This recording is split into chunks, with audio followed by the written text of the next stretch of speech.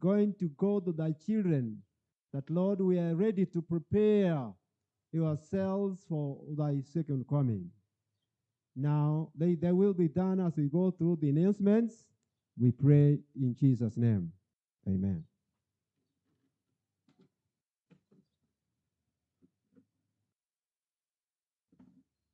Yes, I just want to start the announcements of the weddings. There are wedding announcements.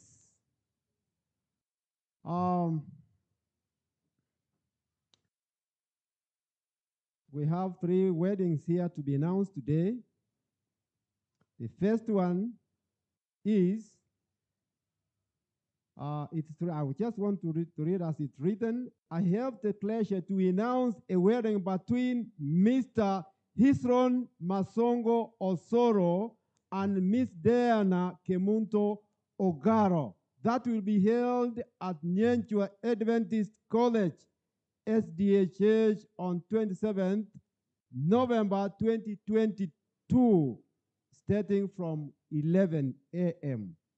The bridegroom is a member of Key Central SDA Church, while the bride is a member of Milimani SDA Church, both in South Kenya Conference. This wedding will be announced on 5th to 26th of November 2022, respectively. Anybody with any valid reason to stop the proceedings of this wedding should make it known to the relevant authorities before 27th November 2022, or be forever quiet. The officiating pastor will be Kennedy Rupransi Arisa.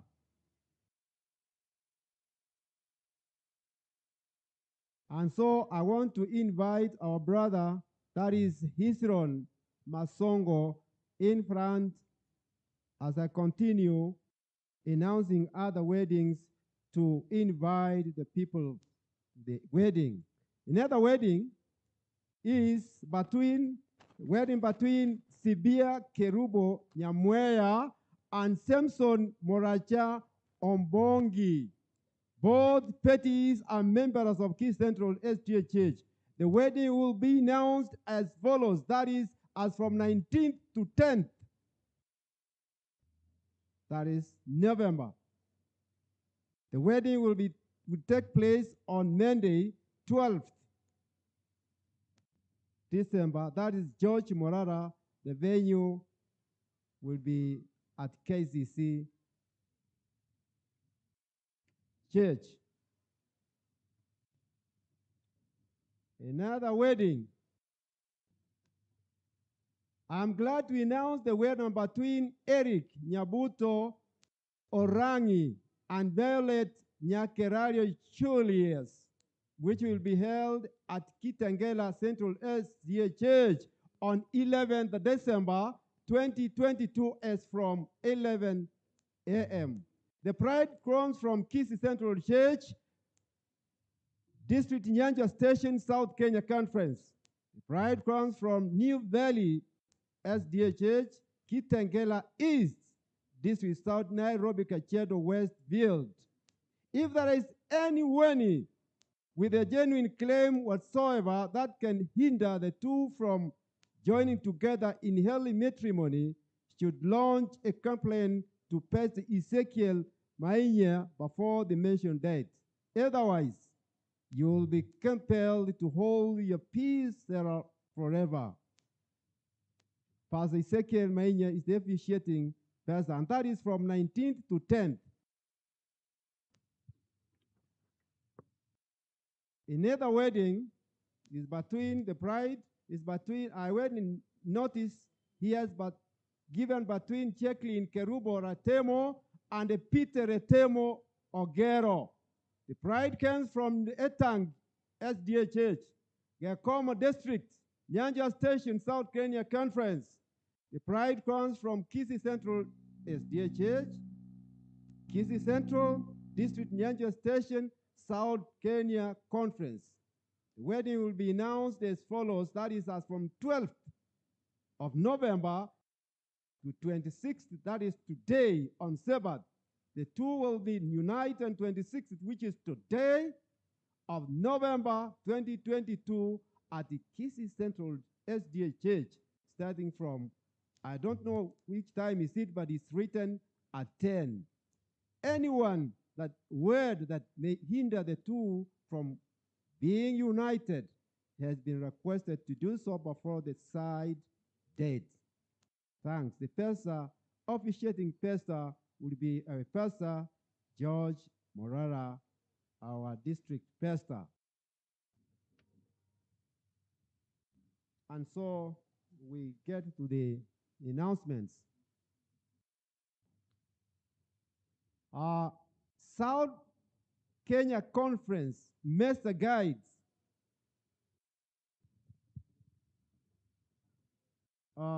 Camp out, that is, registration deadline is 30th. You listen very carefully. South Kenya Conference Master Guides. Camp out registration deadline is 30th November 2022. All Pathfinders and Adventurers staff for that is 2023 and the Master Guides are encouraged to participate. That is. The venue is going to be at Homer Hills as from 27th, that is December. Registration is 700 shillings. The pay bill is 700,201, and the account that you'll put your money is 6622002948. 6622002948. All church directors whose squares are traveling to Mombasa East Kenya Union Conference Music Fair will have meeting at the KCC on Sunday, that is 27th, tomorrow at 9 for previewing. Trust fund report is on Monday, 28th, that is on Monday. The Youth Station Prayer Band Fellowship will be held on 27th at Nyankonko Main Church, starting from 9 a.m. All young adults and ambassadors are welcome. The Church Revival Week will start from the Sabbath of 3rd December to 10th December. The guest speaker, Babu Sharad from India, will be our guests. All members are asked to pray for the same and attend. KCD Elders Council will be held on Sunday 27th at the Keisis High School as from 8:30. All asked to attend, please.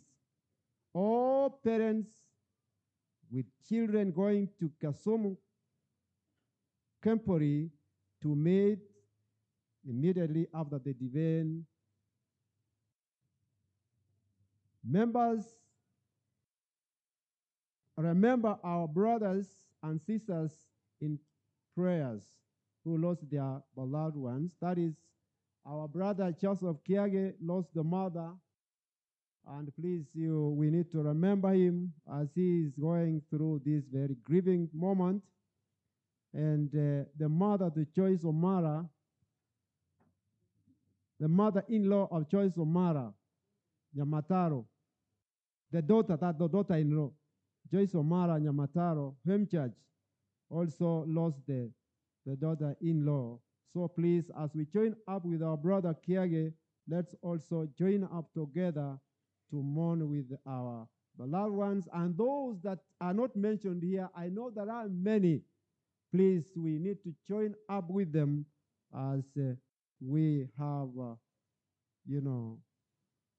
to join hands together. If there could be assistance or comforting them, we do so.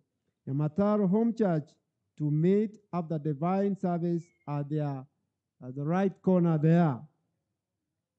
Nyamokenya Home Church to meet for Sunday prayers at Ronald and Sarah's family starting at 6:30 a.m. So youth lunch will be tomorrow. Please, all are welcome.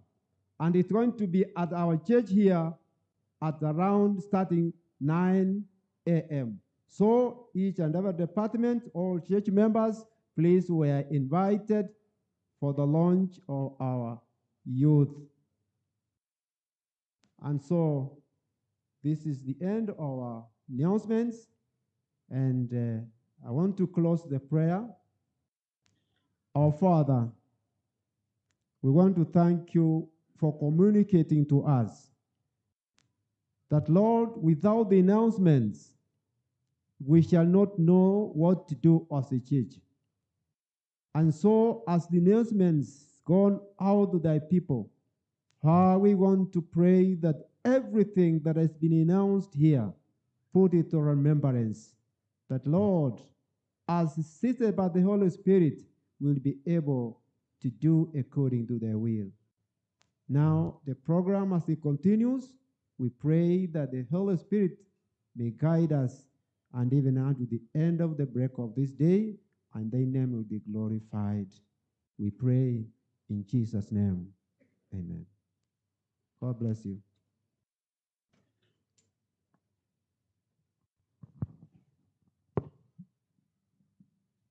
Kuna tangazo moja alikuja mbele.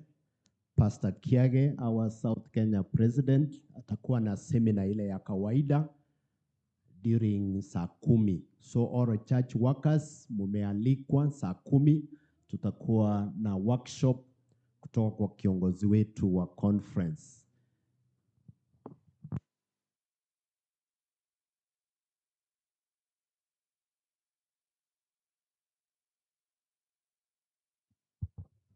Nashukuru elders. Happy Sabbath church. Hello, happy Sabbath. Ni wangapi wako na furaha? Inua mikono yenu. Happy Sabbath. Tunamshukuru Mungu wetu. Tulitangaza ya kwamba katika kanisa letu you can do a simple or a complex wedding. Kuna wale ambao wametangaza complex wedding kama kina Moracha, kina Felix. Na kuna wale ambao wametangaza simple wedding kama mzee wetu Peter Mose. Kwa hivyo fundi wa kinanda, weka muziki ili mzee atembee mbele, tumtangaze kuwa bibi na bwana. Akisindikizwa na church choir. Naomba tutembee kwa haraka. Simple wedding ni ile unatoka kwako, unakuja kanisani. You don't spend anything. Hata chakula ni ile wageni wanakula. Ndio wana machi pole pole. Tumsifuni Bwana kwa imani na tendo, tuwe wenye harusi yake Bwana. Vazi la harusi, je, umekwisha kuvikwa hadhi yake Bwana? Tumsifuni Bwana kwa imani na tendo, tuwe wenye harusi yake Bwana. Anakuja ni Bwana mwafaka, harusi ya kanisa, kuwachukua wenye mavazi tayari kwenda naye mama zetu mbinguni. Harusi anakuja ni Bwana mwafaka, harusi ya kanisa, kuwachukua wenye mavazi tayari kwenda naye mama zetu mbinguni.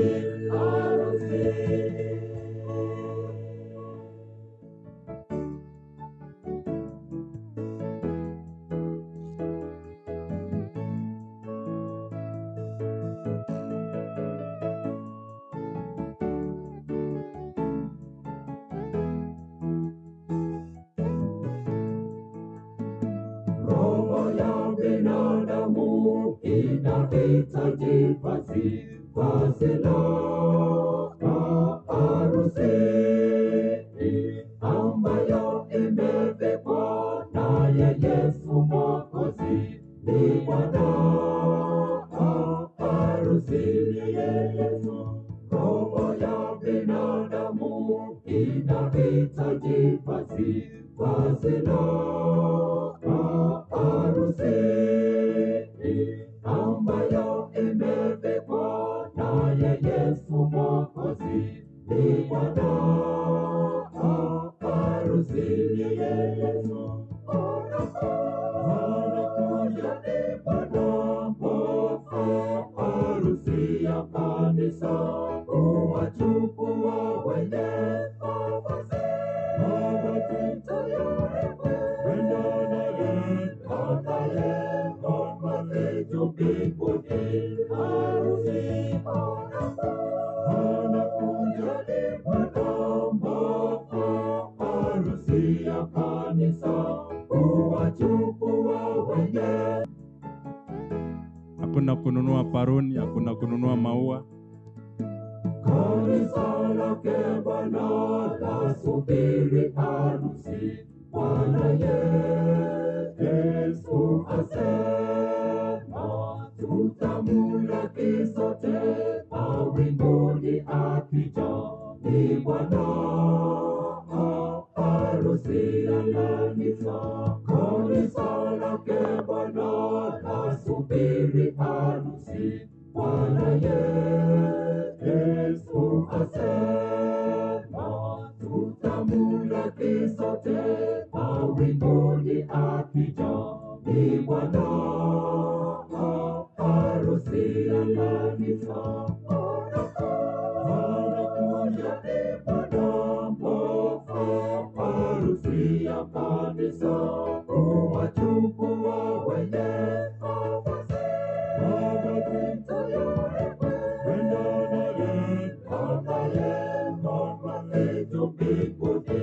Harusi anakuja ni bwana harusi ya kanisa, kuwachukua wenye mavazi tayari kwenda naye mavazi juu mbinguni. Harusi anakuja ni bwana harusi ya kanisa, kuwachukua wenye mavazi tayari kwenda naye mavazi juu mbinguni. Harusi. Unasemaje? Vile kuwa imesimama hivyo, nikitangaza ya kwamba kama hujafanya harusi uharakishe, kwa maana hii ni jambo ambalo is recognized by the government of Kenya na kanisa. Na mtumishi wa Mungu Hezekiah from the book of 2 Kings chapter 20 verse 1 anaambiwa ya kwamba put your house in order for you will die. Put your house in order. Huyu mzee Peter Ratemo na mama ambaye anaitwa Jacqueline Kerubo Ratemo, they're putting their house in order. Order. Nasikia speaker anasema order members. Sasa Mungu anasema put your house in order. Najua mzee amekuwa ugonjwa imemuandama, hata unaangalia kaburi. Nakuwa mgonjwa mpaka unaangalia kaburi. Huyu mama ni wiki moja tu ako nyumbani, she has been in hospital. Lakini wakaamua pastor wakasema ya kwamba tuharakishie bwana. Hii maisha hatujui. Let us put our house in. Pastor Ogoi, wasaidie kuchukua house.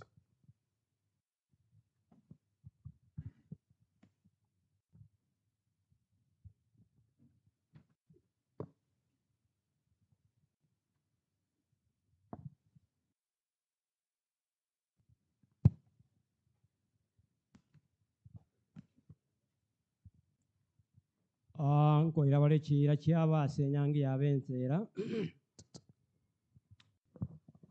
igere gati ya Jacqueline na Peter ono bita nae to chakira ya nae kwa murigetio kamonyora gera kwa monyora bono nko muirore buo haleluya tairera ko muira haya mbarenga banchire aire chiye baire chimumechi mukiama ko bae chinguru haleluya okay gomu abere kirori ono ratemo unango kwana nayo kumbwati kurumaiga noma etomo ngino buna kurukwa njaki noma tena kurukwa ngia kurukwa turasira lieta Chakere ni kerubora temu. good ai noma tumu wako kurukwa ngia kurukwa Peter atemo gero. turasira lieta okay mbamanya ine useba ndalibo okay ona to chakera Peter inche Peter ninkoira ya Jacqueline koba umukungu one wenyangi encheno Inche Peter ninkoira Chakere ni uro mukungu ne bwenyange encheno. ningo twana okobogoria Ningo twale na okobogoria korori tukeri gochibosio koruri tukeri gojibosio asobu ye gosa asobobe asobu yago sa sobobe asobo tenengu gosa asobotaka ase obotenengu gosa asobotaka asobo tenengu sa sobotaka asobo rwaire gosa asobuya asobu asobo rwaire gosa asobuya asobu rwaire go sa sobuya ningu anjana gokorenda ningwanje na korenda goikama kweri okatwatanane oikama kweli okatwatanane ene ira yane ine ira yane akorira ya Jacqueline nakolera Chakere asobo siwa nyasaye asobo sibwanya sae na kirori abonsi na kero lya bonsi kurero gochibosio kurero gojibosio in Jesus name aseli dalia Yesu. amen good Jacqueline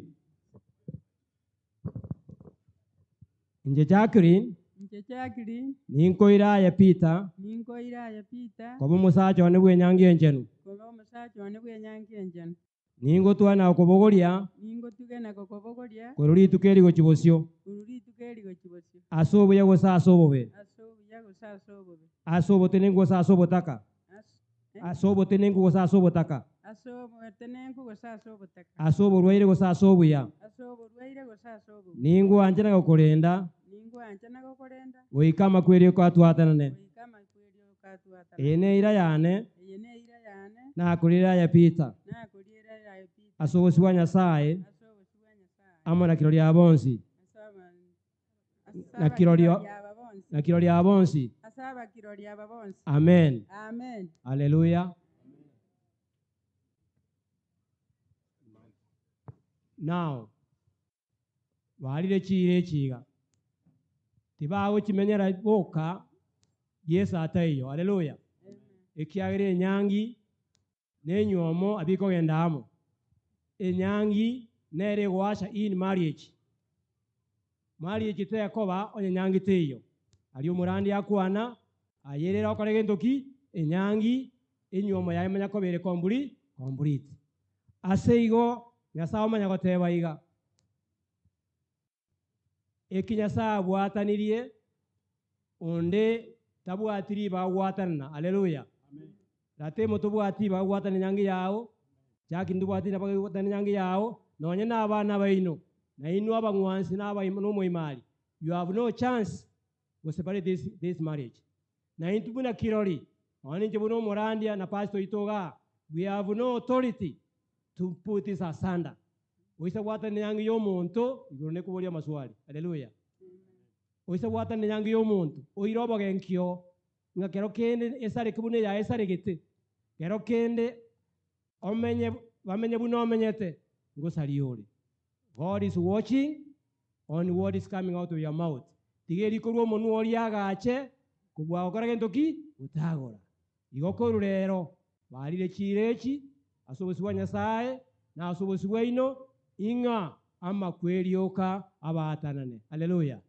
kanga bagotega chumechi babasirite ya Yesu tata nyasawe ito ase kanisa ya enchenu oyo minto Peter oyo minto Jacqueline naba mwa bako basega omwansi no moimali na intu bana barandi ababokoreri Nyasaye ito ikwaya itengima ne kanisa engima na iguru yabere kiroringa rero iga banyoma nirasiri taria Yesu naende bali echumu mechi inga nama kweli okara batanane bono bayavingia oba wasemeria somo chiolio gocha samarwira atabe asama kweli atabe Nyasaye itu tibale meki bakoria tibale mo bulendi bwabene tibale ma no ine kibakobeka Nyasaye itu tali barauboka n'abana babo na bali bande batokiro abachokoro Nyasaye itu ndiro mwanya bantu tubasabira amaya inga kiye emenyangi eriye keroja kutunyoma twensi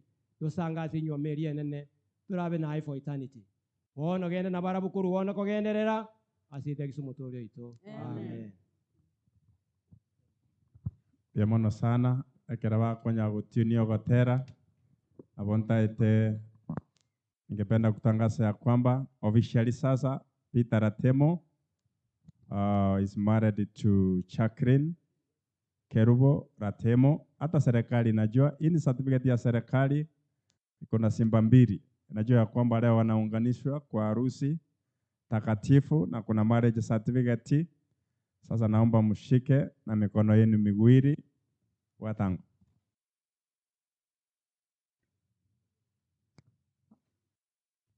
Nataka muangalie ile picha bwana kijana.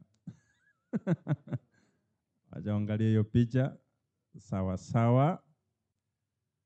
Na nitangaza ya kwamba by the powers bestowed upon me as the minister of the gospel and a licensed minister in the Republic of Kenya to officiate in weddings today on the 26th. Saa hii ni saa 5:10 na mtangaza Peter Ratemo kuwa bwana ya mtu na Chakrin Kerubo kuwa bibi ya mtu kilichounganishwa na Mungu. Binadamu yote asikitenganishe. Ni katika jina la Baba na la Mwana na Roho Mtakatifu na kila umoja aseme. Wono bamanyirune serikali munamba nyoma ine. Konye bakolete kintu bakoro kuna cohabitation. They have been cohabiting. And therefore, if you don't have a marriage certificate, know that you are cohabiting. Or yani cohabiting means siya mamanya ine. In the case of anything, tora minyoka chikoti.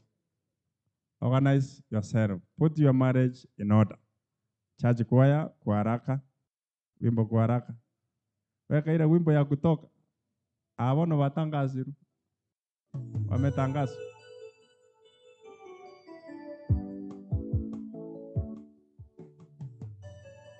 Other choir members.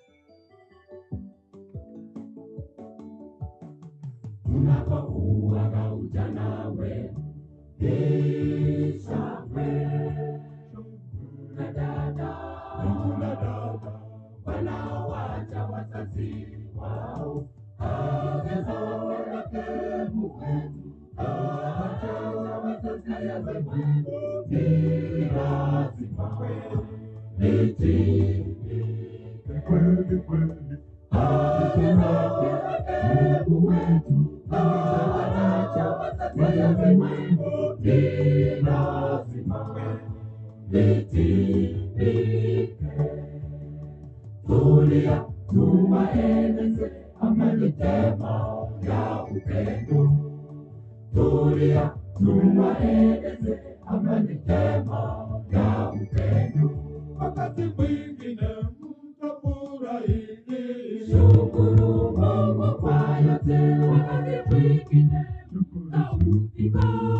Shukuru Mungu kwa yote. Wakati mwingine mtapanda milima. Shukuru Mungu kwa yote. Alitamani yanaporomoka. Shukuru Mungu kwa yote. Kwa jaribu yanayowajia katika ndoa. Vumilia dada, ndugu yangu anawapenda Bwana Yesu, anawapenda Bwana Yesu yangu, anawapenda Bwana Yesu, anawapenda Bwana Yesu yangu, anawapenda Bwana Yesu, anawapenda Bwana Yesu.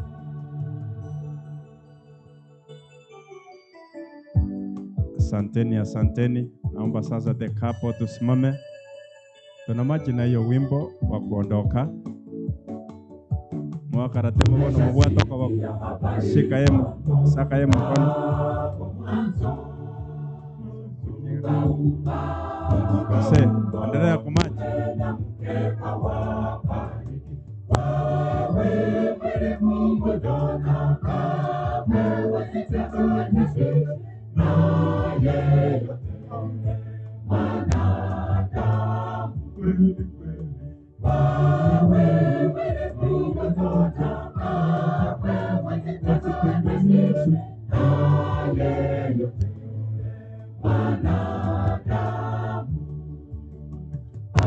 Alichounganisha Mungu wanadamu asikitenge. Alichounganisha Mungu wanadamu asikitenge. Wakati mwingine mtafurahi, shukuru Mungu kwa yote. Wakati mwingine mtaudhika, shukuru Mungu kwa yote. Wakati mwingine mtapanda milima, shukuru Mungu kwa yote. Alitamani yanaporomoka, Shukuru Mungu kwa yote. kwa hivyo Majaribu yanaowajia katika ndoa, vumilia dada, ndugu yangu anawapenda Bwana Yesu, anawapenda Bwana Yesu yangu, anawapenda. Asanteni, asanteni. Asanteni kwaya. Sasa ukiangalia hiyo harusi jamani, expense ni pesa gani? Hata wewe jiulize. Jiulize expense ni pesa ngapi? Hata ile chakula tunakula pale yote ni ya kanisa. Lakini mzee ametangazwa kuwa bibi na bwana. Na marriage certificate wako nayo. Bila alitoka nyumbani tena narudi. Pana ogopa harusi. Put your house in order. Leo ni siku ya vijana, sitaki kupoteza wakati. Napenda nimlete mgeni ambaye atanena nasi kwa siku ya leo. And our guest anaitwa Dr. Lei Toweth Keisis. Dr. Lei Toweth Keisis is a senior lecturer in the University of East Africa Paraton. University of Eastern Africa Paraton inapatikana pale karibu na Kapsabet. Dr. Lei Keisis has been a long time friend. Tulisoma pamoja same class in the University of Eastern African Paraton. Amekuwa rafiki wa miaka mingi. Currently ni senior lecturer vile nimesema, na katika hicho chuo amekuwa chaplain, amekuwa vice chancellor, amekuwa deputy special assistant vice chancellor, amekuwa deputy vice chancellor in charge of student affairs, amekuwa dean of men na majukumu mengine, na yeye ndiye amealikwa na vijana wetu ili anene nasi, na atanena nasi masaa ya asubuhi na kuanzia saa 8 kamili atanena nasi. Kwa hivyo tunawalika wote in the afternoon kuanzia saa 8 mpaka saa 9 atanena nasi. Kwa hivyo Dr. Lei Keisis is an author, ameandika vitabu.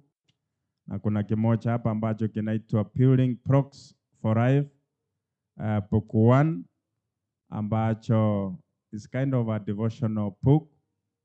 Bei yake is hard cover. Bei yake ni 1,600.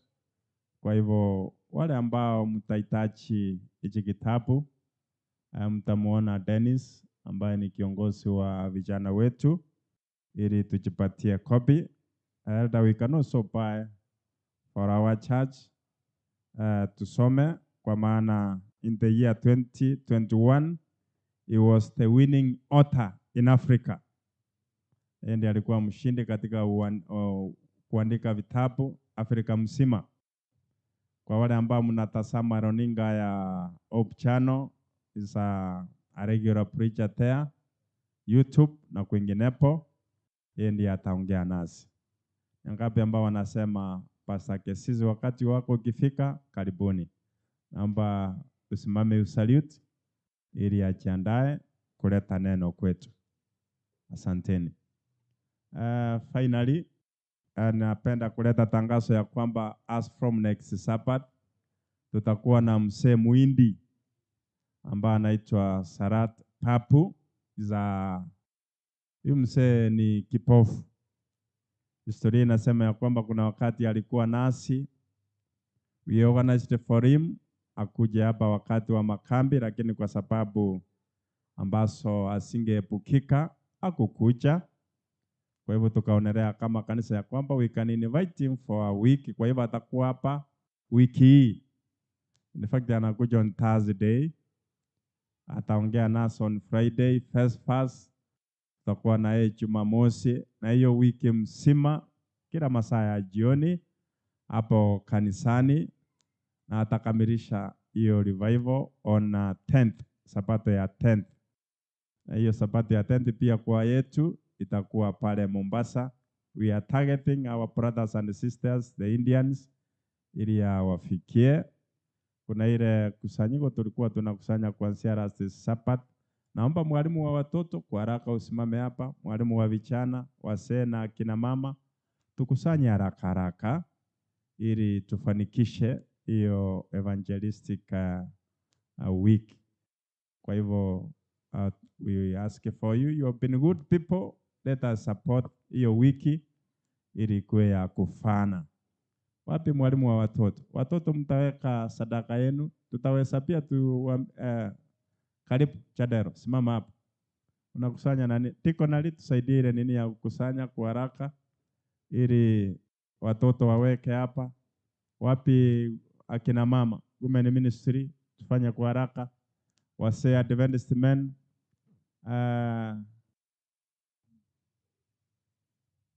tuharakisha tiko nali ili tukusanya. We corrected last week but on a minimum whatever it was 36,000. Kwa hivyo haijafikia lengo. Tuharakishe ili tuingie mahubiri wakati ile kwa yangu ya vijana. Shaka. Naomba tusimame hapa, wimbo haraka tukiendelea kukusanya kwa haraka.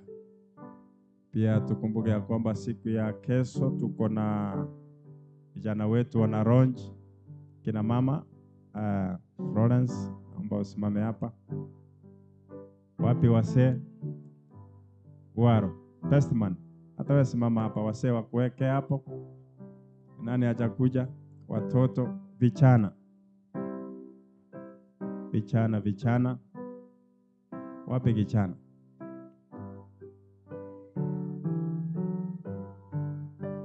Sawa, tuombe ili tuanze. Mtakatifu Mungu wetu, tunakushukuru. Umetubariki na vipaji. Ombi letu ni ya kwamba utupe moyo wa kutoa ili kazi yako isonge mbele. Tunapoingisha mikono katika mifukoni mwetu, tunaomba tutoe kwa moyo mkunjufu. Ombi letu katika jina la Kristo tunaomba na kuamini.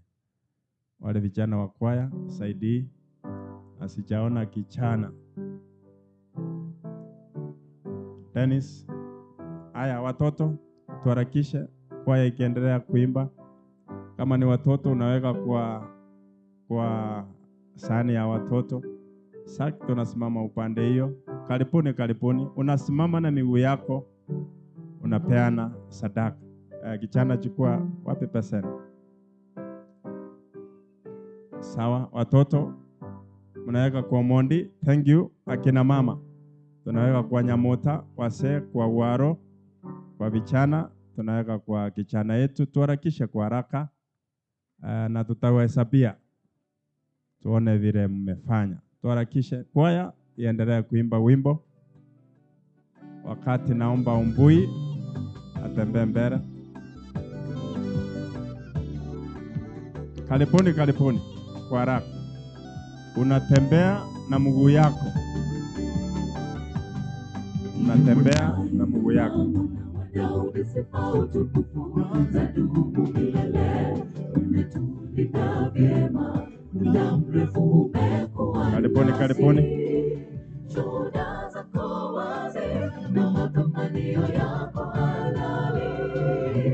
Walioduwazwa Mungu watende upendavyo, dalili zako utambulike wewe na kweli.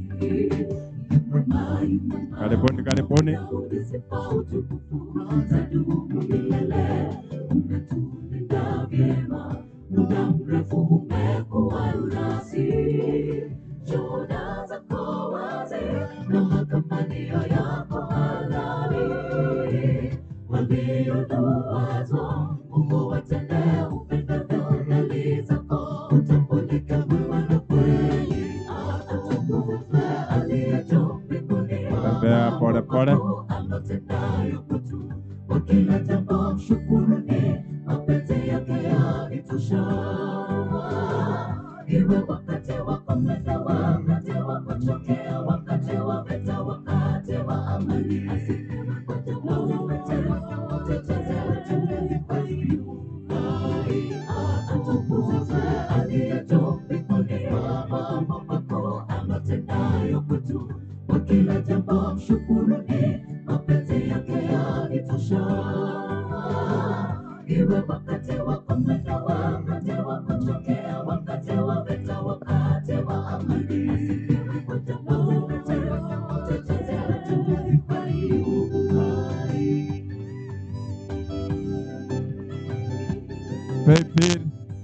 Paybill ni 69 79 78. Paybill ni 69 79 78. Unaandika evangelism ama revival. Unaandika evangelism ama revival. Shalom watu wa Mungu. Asanteni, asanteni. Paybill 69 79 78. Uandike evangelism ama revival. Pia yapo mambo ya kuvunja mioyo, lakini katika yote tunapaswa kumshukuru Mungu. Shalom watu wa Mungu, kwa kila jambo mshukuru Mungu, maana hayo ni mapenzi ya Mungu kwenu katika Paybill 69 79 78. Uandike evangelism. lakini katika yote tunapaswa kumshukuru Mungu. Atukuzwe aliye juu mbinguni, mambo makuu anatendayo kwetu kwa kila jambo mshukuruni, mapenzi yake yanitosha. Iwe wakati wa kupenda, wakati wa kuchokea, wakati wa vita, wakati wa amani, asifiwe kwa jina Asanteni, asanteni.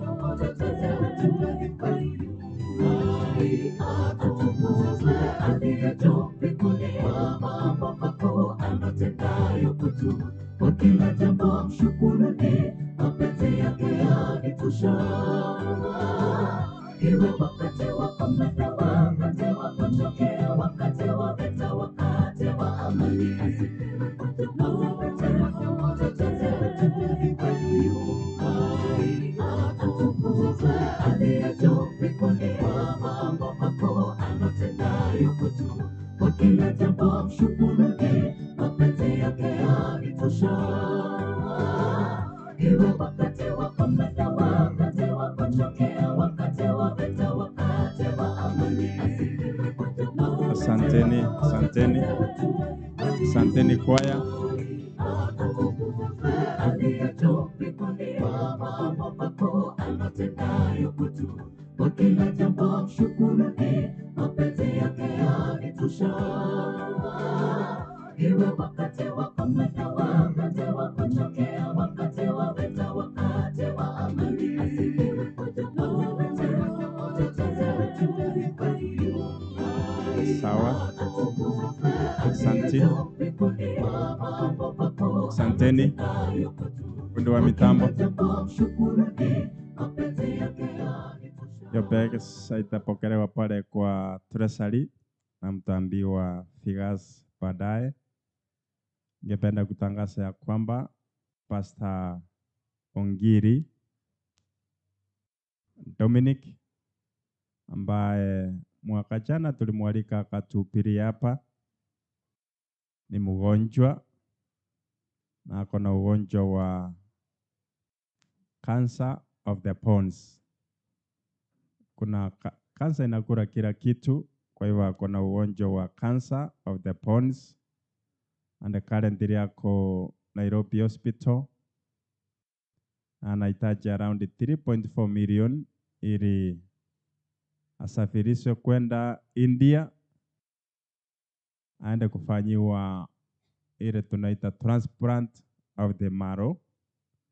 Kwa hivyo anatuomba kama kanisa, kama rafiki, ya kwamba tarehe 17 Disemba atakuwa na mchango pale Mgonjero Central ili msaidie aende pale India. Pastor Ongiri nafikiria kwamba sote tunamjua, iwasiara year akitupiria. Pia tumemwalika katika kile kikao chetu cha Elders Council, ametuongelesha pia.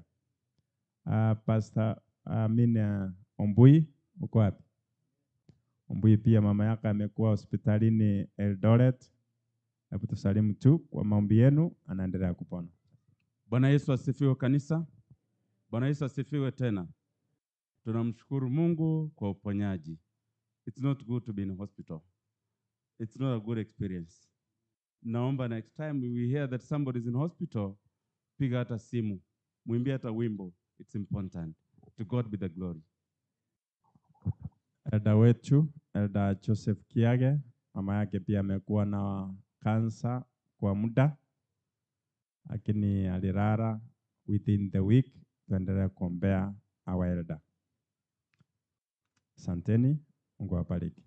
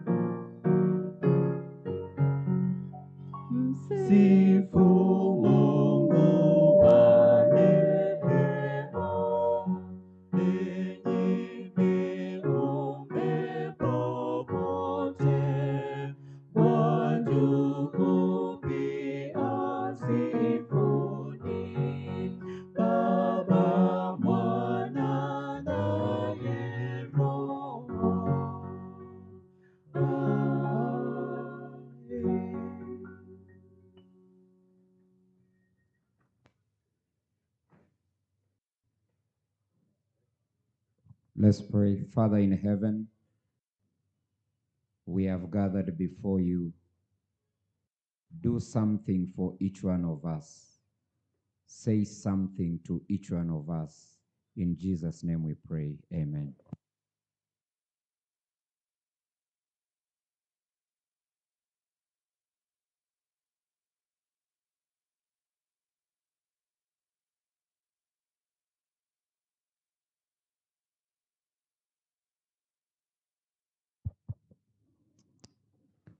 God is good. Hebu nione kwa mikono. God is good. And all the time. Thank you so much. Thank you so much. Tungependa kuwashukuru nyinyi wote kwa ajili ya kuhudhuria sabato ya leo ambayo ni sabato ya vijana.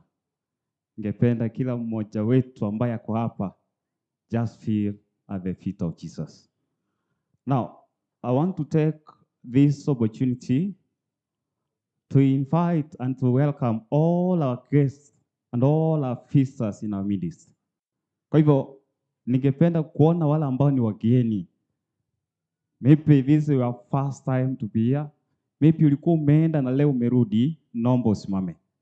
Wageni wote ambao wako nasi hapa, naomba tusimame na special way. Apart from the guest choirs. Wageni, naomba msimame. Simama, simama.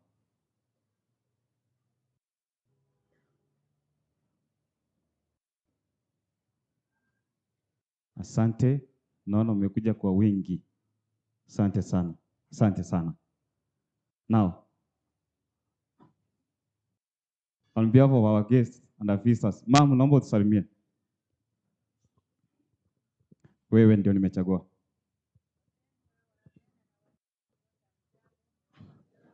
Asante, mwenye kunyuma tena. Na wewe tusalimie. Just shout from there.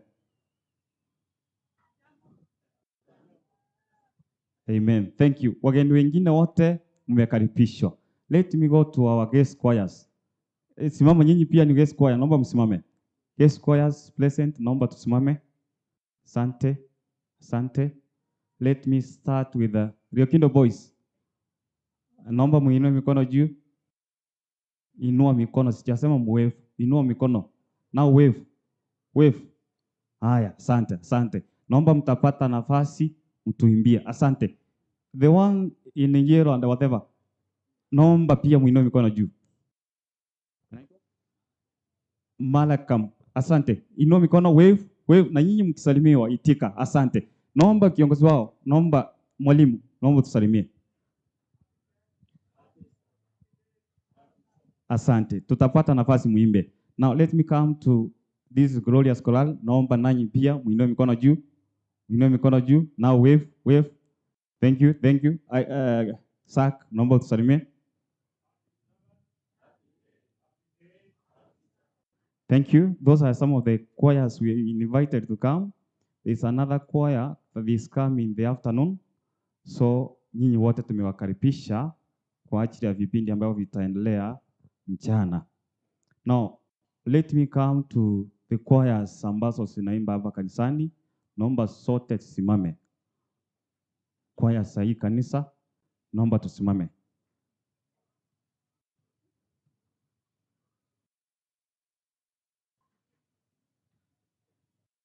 Sijaona women, leo mko wachache sana.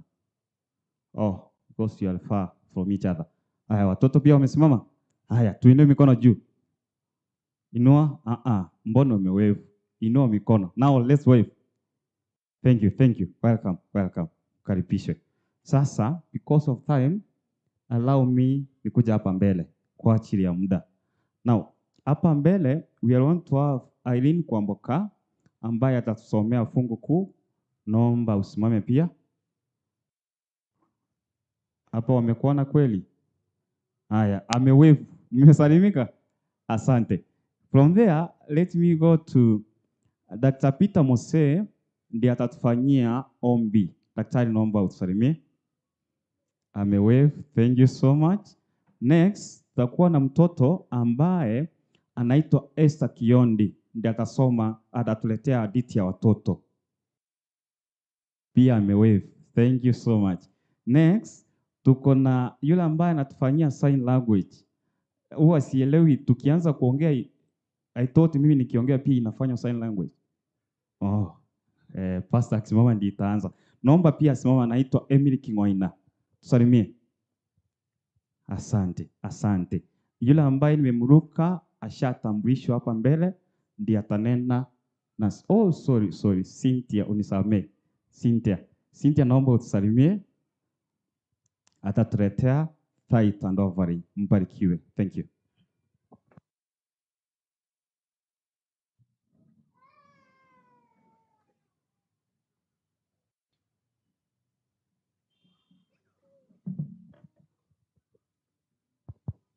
Praise the Lord, church. Happy Sabbath. Happy day. wakati wa Biblia. My Bible, my Bible. Oh, that God make me the whole. Oh, the wonderful Bible. Thank you. Our key verse comes from the Matthew 12 verse 30. Matthew 12 verse 30.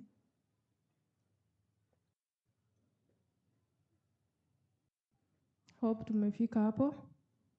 The Bible records, he who is not with me is against me, and he who does not gather with me scatters abroad. I repeat, he who is not with me is against me, and he who does not gather with me scatters abroad. Praise the Lord. Wakati wa nyimbo zetu, tunaenda kusimama na nyimbo 9. Choristers, take over.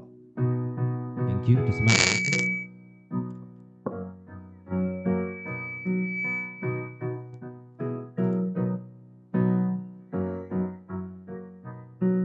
Umbaji mfalme, vitu vyote vyako ni kwa ukarimu wako ninabarikiwa, ni kwa ukarimu wako ninabarikiwa. Uliyeniumba na kutegemea, sina budi kusisifu hisani zako kuu, sina budi kusisifu hisani zako kuu. Nitatoa nini kwanza vyote vyako, upendo wako wadai moyo wa shukrani, upendo wako wadai moyo wa shukrani. Nitatende imani wena uwezo wa kuishi kwako Bwana siku zangu zako, wa kuishi kwako Bwana siku zangu zako. Amen. Amen. Let us pray. Baba na Mungu wetu, tunakuja mbele zako asubuhi ya leo, siku ya Sabato takatifu. Tunakushukuru kwa upendo wako mkubwa kwa kila mmoja wetu. Tunakushukuru kwa kutembea nasi kwa juma moja, siku 7, na leo umetukusanya kwa nyumba yako ili ukaongee na kila mmoja wetu. Tunakushukuru kwa sababu ya kutuita kutoka kwa giza kuja kwa mwanga wako mkubwa. Tunakushukuru kwa sababu umetutengenezea mbingu na nchi mpya, na hivi karibuni asubuhi takatifu tutaungana na mamilioni wengine duniani kuingia nchi mpya. Leo tumekaa hapa kusikiliza neno lako, lakini tunakumbuka serikali yetu tukufu ambayo umeweka mbele zetu. Tunaombea kila mmoja wao ambaye umemchagua ili kuendeleza nchi yetu mbele. Tunaombea kanisa letu kutoka General Conference hadi kanisa hili letu la Keisis Central, kwamba neema yako ikajae kwetu kila wakati ili tuharakishe kurudi na kurejea kwako. Tunapokaa leo katika ibada hii takatifu, tunamkabidhi yule ambaye umemchagua kuongea na watoto wako, kwamba Kristo, ibada itakapokamilika, tutasema kweli Kristo ameongea na kila mmoja wetu. Asante kwa kuandika kila mmoja wetu katika kitabu cha uzima, na asante kwa sababu utapigana nasi vita vizuri hadi tamati. Tunaomba uwepo wako ujae nasi, na tunaomba utubariki kushinda vile ambavyo tumetamka katika ombi hili fupi, kwa sababu tumeamini kwa jina la Kristo ambaye ni Bwana na Mwokozi wetu. Amen.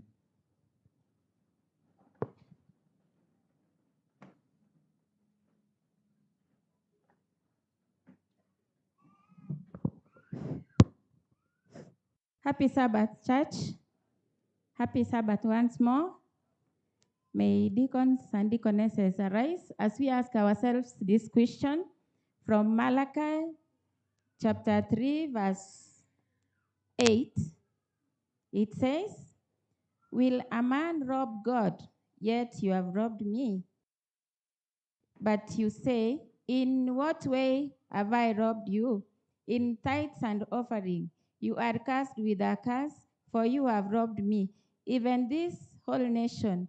Bring all the tithes into the storehouse, that there may be food in my house.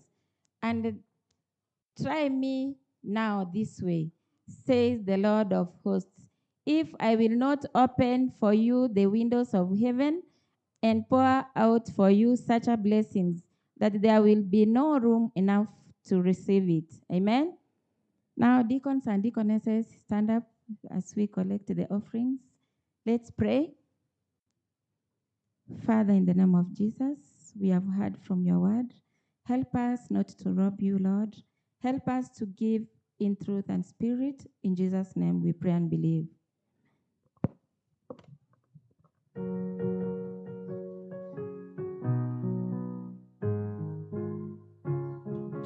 Thank you very much. We are going to open number 95, and very fast I want Riokindo Boys wakifuata na Malakea Memorial Academy. Riokindo Boys, please save time and come up front for a song. Song number 95.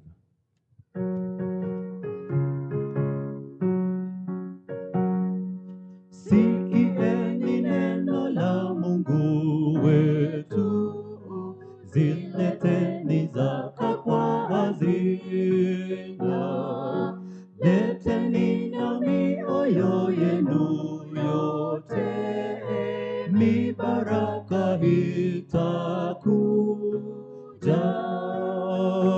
Zileteni zaka kwa hazina, kanijaribu sasa, nazo nitakupeni mibaraka zaidi ya nafasi ya kupewa.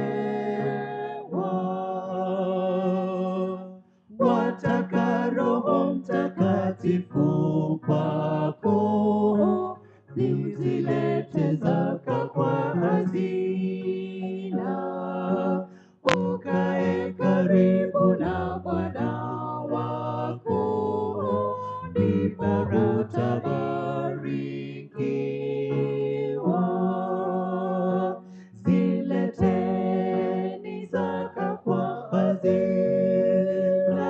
kanijaribu sasa, nazo nitakupeni mibaraka zaidi ya nafasi ya kupewa. Asante, tuwape nafasi.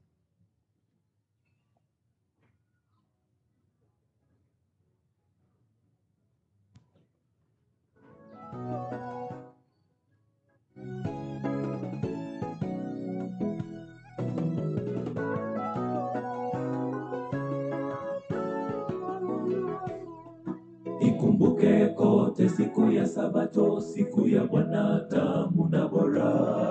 Tuitakase, tuilinde na kumuabudu milele, jinsi alivyoagiza ya kuwa tupumzike, kwa kuwa ni ya kipekee, na kuimba wimbo mpya, na kuimba wimbo mpya. Ikumbuke kote siku ya Sabato, siku ya Bwana tamu na bora. Tuitakase tuitakase, tuilinde na kumuabudu milele, jinsi alivyoagiza ya kuwa tupumzike, kwa kuwa ni ya kipekee, na kuimba wimbo mpya, na kuimba wimbo mpya. Itakuwa shangwe kubwa kusherekea wokovu wetu mawinguni, tukiimba wimbo wa msana mwana-kondoo milele hata na milele.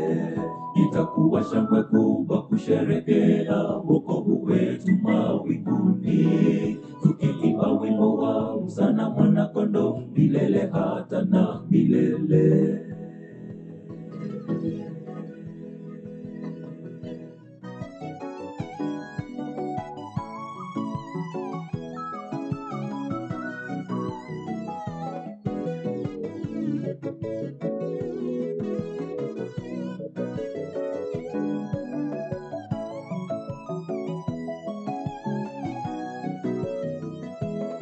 Siku ya nderemo tupishe wakati, tukimwimbia Bwana Yesu.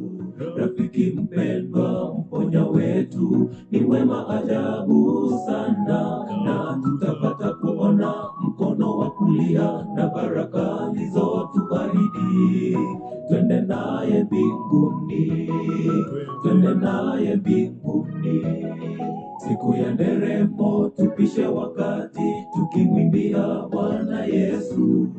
Rafiki mpendwa, mponya wetu, ni mwema ajabu sana, na tutapata kuona mkono wa kulia na baraka alizotuahidi. Twende naye mbinguni, twende naye mbinguni. Itakuwa shangwe kubwa kusherekea wokovu wetu mawinguni, tukiimba wimbo wa msana mwana-kondoo milele hata na milele. Itakuwa shangwe kubwa kusherekea wokovu wetu mawinguni, tukiimba wimbo wa msana mwana-kondoo milele hata na milele.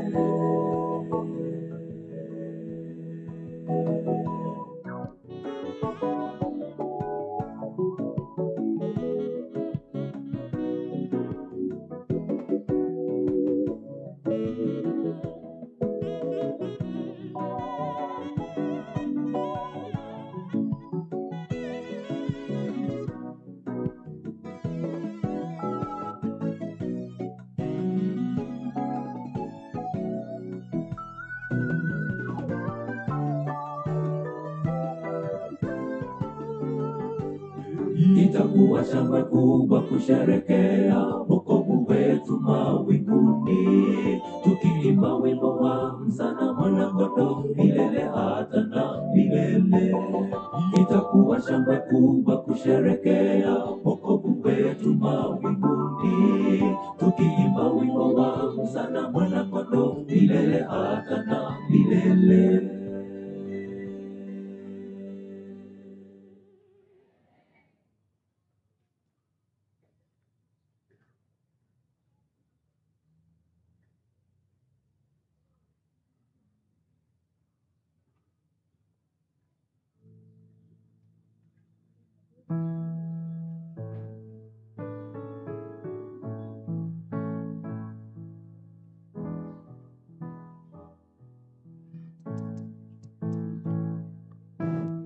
Church choir endelea kujipanga.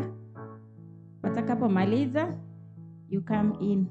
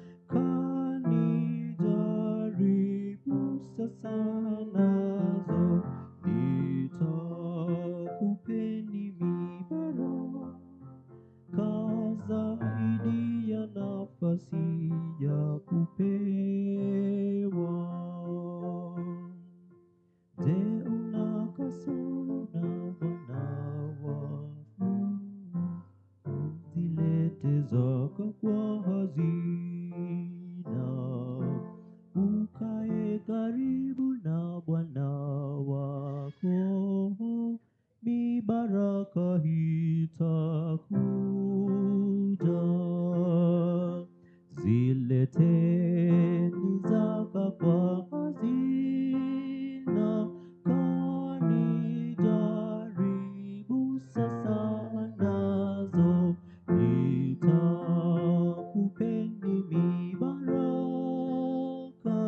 zaidi ya nafasi ya kupewa.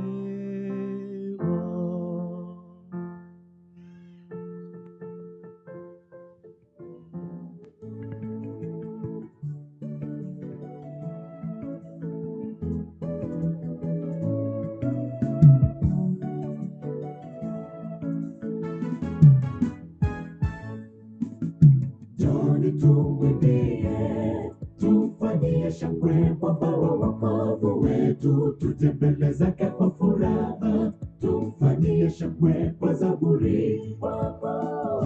Yeye ni Mungu mkuu, mfalme mkojo ya miungu yote, sifa na utukufu ni vyako.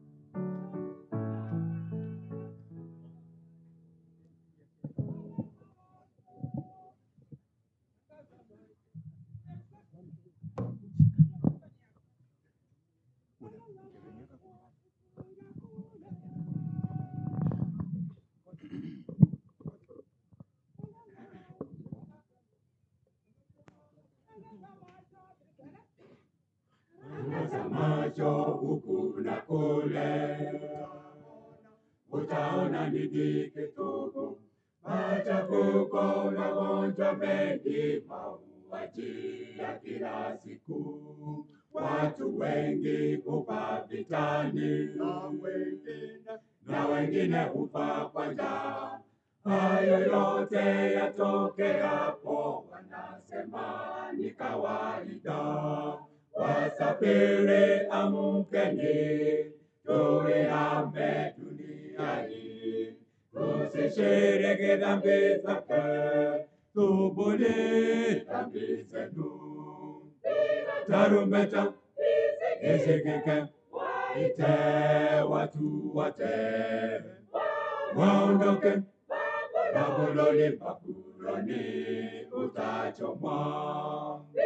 Tarumbeta isikike, ite watu wote waondoke. Babuloni, Babuloni utachomwa. Msipende dunia hii, wapendao dunia hii, maishani hawana Yesu, wanatumikia mali tu, wapoteza haki za watu. Wenye haki hunyimwa haki, maana Mungu aona yote, mwisho wataangamizwa. Wasafiri amkeni, tuihame dunia hii, tusishiriki dhambi zake, tubuni dhambi zenu. Tarumbeta isikike, ite watu wote waondoke. Babuloni, Babuloni utachomwa. Tarumbeta isikike, ite watu wote waondoke. Babuloni, Babuloni utachomwa. Wanampenda Mwokozi wao watamlaki areje hapo. Machafuko na mauaji ya dunia kuyaitika, wateule waliolala na wale walio hai, Adhani watapaa naye ya dunia kuyasahau. Wasafiri amkeni, tuihame dunia hii. Tusishiriki dhambi zake, tubuni dhambi zenu. Tarumbeta isikike, ite watu wote waondoke. Babuloni, Babuloni utachomwa. Tarumbeta isikike, ite watu wote waondoke. Babuloni, Babuloni utachomwa. Tarumbeta isikike, ite watu wote waondoke. Babuloni, Babuloni utachomwa. Tarumbeta isikike, ite watu wote waondoke. Babuloni, Babuloni utachomwa.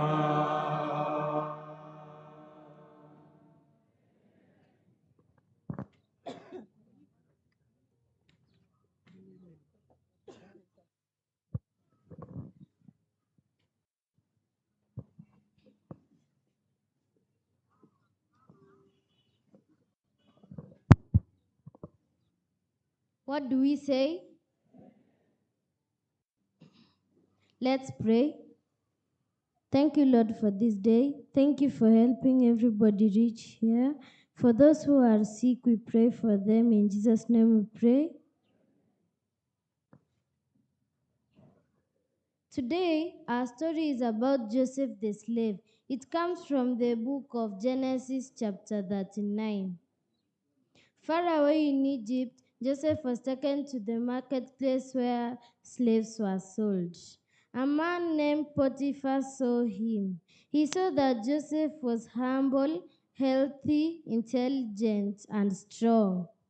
He said that he wanted Joseph to be his slave. He came closer to the trader and asked how much he costs. The trader said 50 silver coins. Then Potiphar said, "What about 30 silver coins?" Then the trader said that 5 silver coins. They made a deal and Joseph was taken to Potiphar as his slave. He followed his new master everywhere he went, and Potiphar was pleased with what Joseph was doing. And Joseph also obeyed the commands of his master. This story teaches us whenever God wants us, we should go and do what he wants and say that I will go whenever he wants us to send his message to his new people. Let's pray. Thank you, Lord, for this day. Thank you for helping us understand this story. In Jesus' name we pray.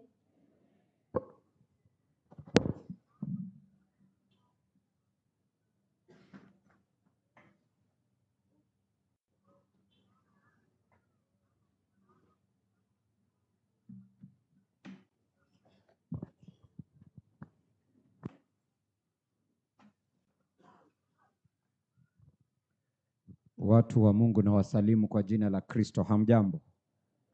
Bwana asifiwe. Mungu ni mwema na siku zote.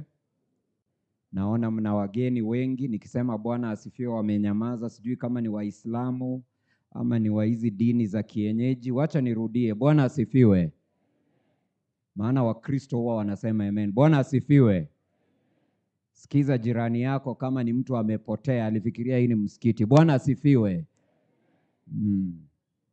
Karibuni sana katika ibada. Nimefurahi kuwa mahali hapa. Ningependa kutoa shukrani zangu kwa mchungaji George Morara. Tumefahamiana miaka nyingi tokea pale shuleni tukisoma pamoja. Nashukuru sana kwa makaribisho aliyonipa. Daktari Peter Mose na uongozi wa vijana na wazee wa kanisa hili na viongozi wote, asanteni sana kwa kuniruhusu nije mahali hapa. Mchana wa leo baada ya chakula cha mchana ikiwa kitakuwepo, tutakutana hapa kuanzia saa 8 hadi saa 9 na nitazungumzia mtazamo mwingine wa ndoa, a different perspective of marriage, jinsi nyingine ya kuangalia ndoa, kwa sababu haya ni mambo muhimu sana kwa vijana.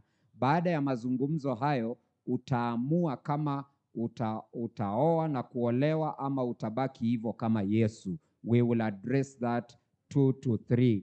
And if you are busy, please don't come. Are we together?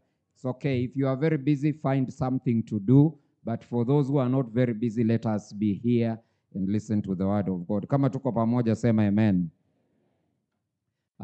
Nimeona pia kuna watu wachache hapa tumefahamiana muda mrefu, wale watu ambao wanaitwa Baratonians. Nitaomba hao Baratonians kama mko, tutakutana hapa nyuma tu tupige picha moja ya kukumbuka kwamba tulikuwa pamoja. Baratonians, if you are not a Baratonian, please don't come. Are we together? Yeah, please don't show up. And if you come after we have finished, also don't say, oh, you are finished. That kind of thinking is not Baraton. Now, the last thing I will do before I preach is I want to invite candidates, wale wanafanya mtihani wa kitaifa. Kuna KCPE, kuna KEPSEA ya standard 6 na kuna KCSE. Kama candidates wako hapa, tutaomba wasimame, na kama hawako, their representatives, relatives, parents can stand, then we pray, because this is a community of prayer. Hallelujah. Oh, pengine ni kizungu ndio ngumu. Nimesema kwamba sisi ni watu ambao tunaamini maombi. Hallelujah. Usisimame kama hauna mtu standard 8, class 6 na form 4. Mitihani ya university hatuombei hapa, wanajiombea. Are we together? Let's pray. Our dear Heavenly Father, as we sit to worship you, we have candidates who will be sitting, and some who have even started national exams for standard 6, for standard 8, and for form 4. Our dear Heavenly Father, we are not praying for 2 things. We are just praying for one thing. Grant them success. We pray that these children that we are standing up for, and those who are standing by themselves, bless them with the success. Make it possible, dear Heavenly Father, that when the results come out, it will be beyond their expectation. According to our faith and according to your love, we will celebrate this success in the name of the Father, the Son, and the Holy Spirit. Amen. May God grant them success. May God grant them success. The message I want to share with you today says, those who are planning to follow the orders are disobedient. That's my message to you today. That those who are planning to follow the orders are disobedient. That's all I've come to tell you. Hayo tu ndio mambo machache ambayo nimekuja kuambia kwamba ikiwa kuna watu wanapanga kufuata amri iliyotolewa, wao ni watu ambao sio watiifu. They are disobedient. That's all I came to say, brothers and sisters.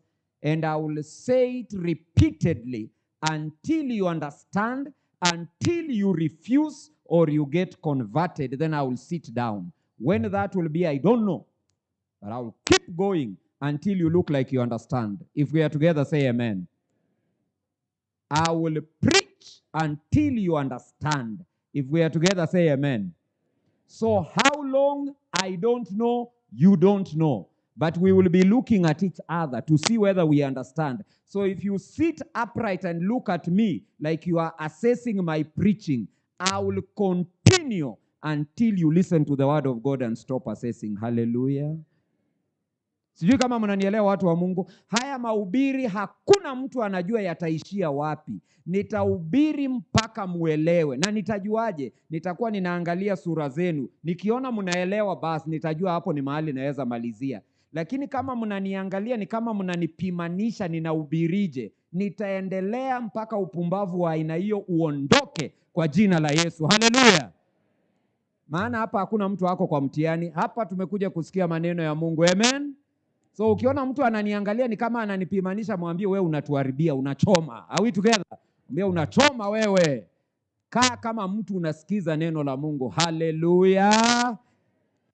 Tumesema kwamba ikiwa kuna amri imetolewa na wewe bado unapanga kutii, wewe si mtiifu.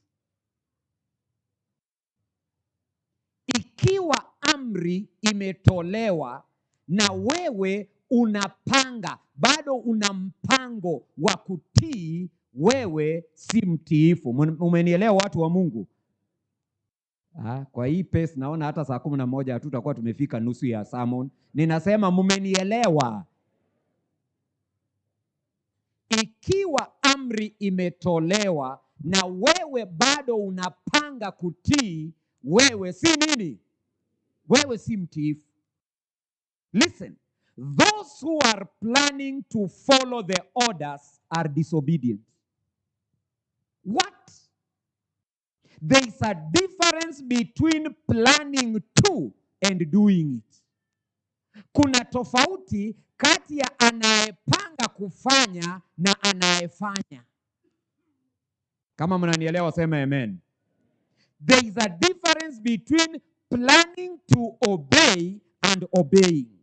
Planning is not the problem. The problem is that you are not obedient. Those who are planning to follow the orders are disobedient. Orders are supposed to be followed immediately and not later than now. Kwamba amri ikitolewa sasa hivi, utiifu unatakikana sasa hivi na sio baadaye. Kama mnanielewa sema amen. Kwamba amri ikitolewa, utiifu unatarajiwa wakati gani?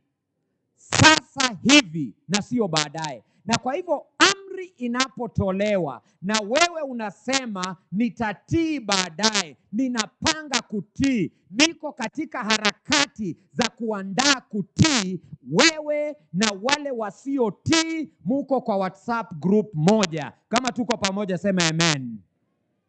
Those who are planning to follow the orders are disobedient.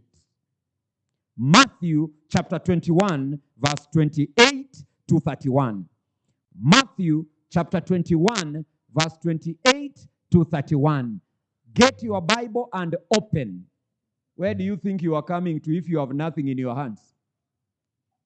Matthew chapter 21 verse 28 to 31. The Bible says, this is a parable Jesus gave about 2 sons. And Jesus says, what do you think? Unafikiria nini? There was a man who had 2 sons. He went to the first son and said, my son, go and work today in the vineyard. Kwamba kulikuwa na baba mmoja, alikuwa na vijana wawili, akaenda kwa kijana wa kwanza akamwambia, mwanangu, nenda shambani ufanye kazi. Verse 29, I will not, he answered. But later on he changed his mind and went. Yule kijana wa kwanza akaambia baba yake siendi, shamba siendi. Lakini baadaye akafikiria, akafanya nini? Akaenda. Kama tuko pamoja sema amen. Verse 30. Then the father went to the other son. Baba akaenda kwa yule kijana wa pili and they said the same thing. Kamwambia nenda shambani. Na yule kijana akamjibu akasema, I will sir, nitaenda, I will go. Sijui kama mmewasikia kuna watu wa kanisa fulani kila mahali ukienda wanasema tu I will go. Sijui kama mmewasikia kuna kanisa fulani, sijui kama iko hapa Kisii. Kuna kanisa ukikuta nao tu kila mtu anasema I will go, ma t-shirt I will go, mabana I will go. Hiyo kanisa iko hapa Kisii? Oh, kumbe iko hapa Kisii. Hao watu ati wanasema namna gani? I will go, na unajua ni future tense, ndio? Wanasema ati watafanya nini? Wataenda. Sijui leo wanafanya nini, lakini wanasema watafanya nini? Wataenda, I will go. Ndio huyo kijana wa pili sasa. Tuendelee ama tusiendelee? Haya, tunaendelea. Then the father went to the other son, verse 30, and said the same thing. He answered, I will go. But,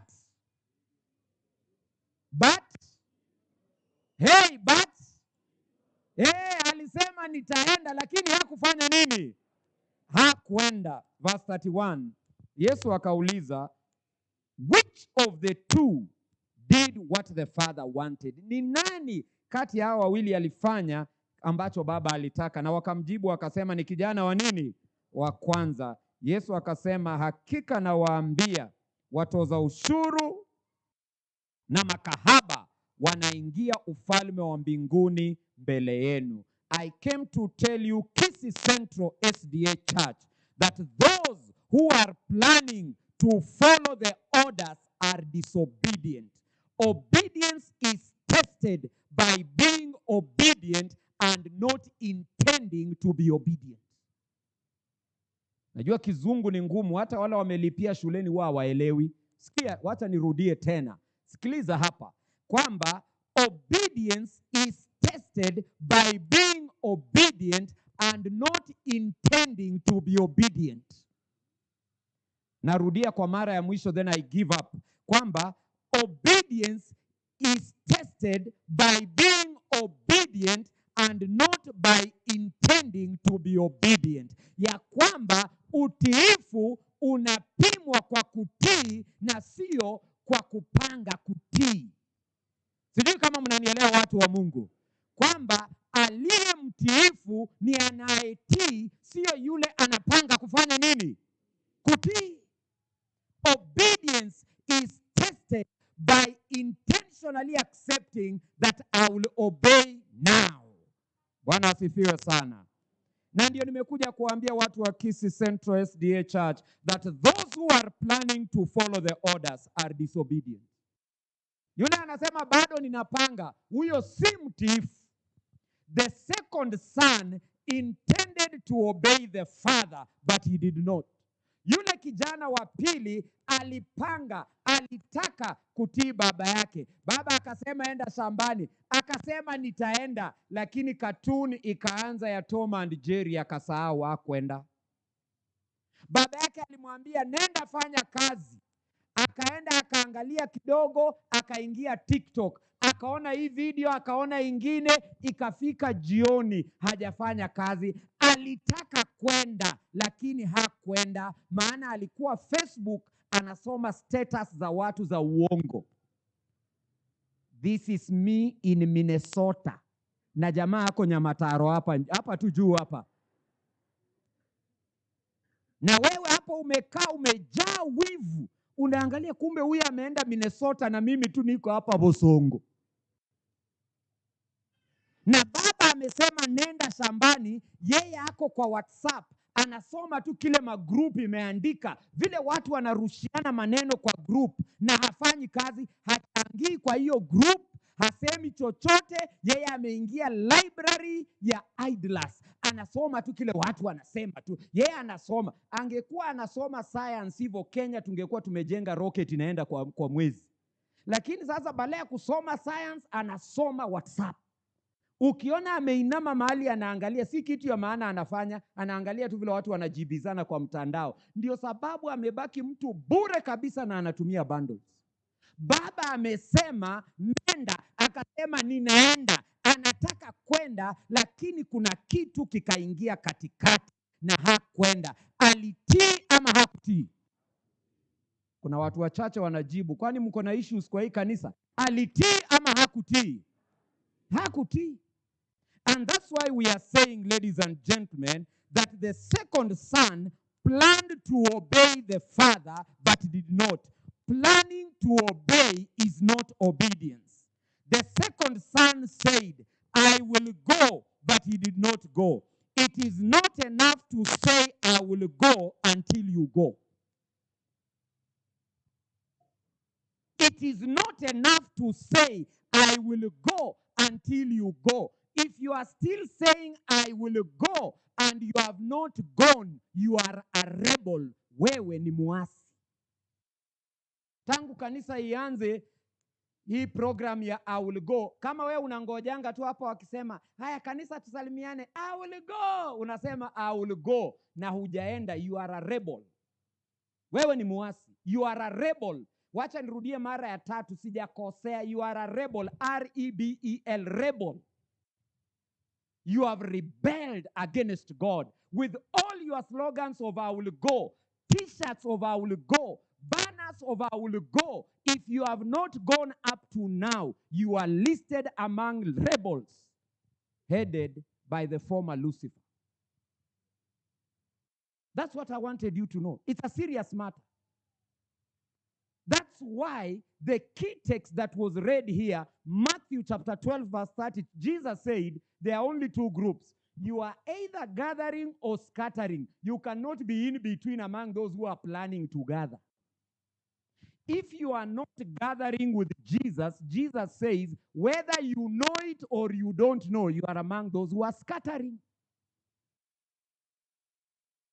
The second son said, I will go, but he did not go. It is not enough to say, I will go. Until you go, you are just living in disobedience.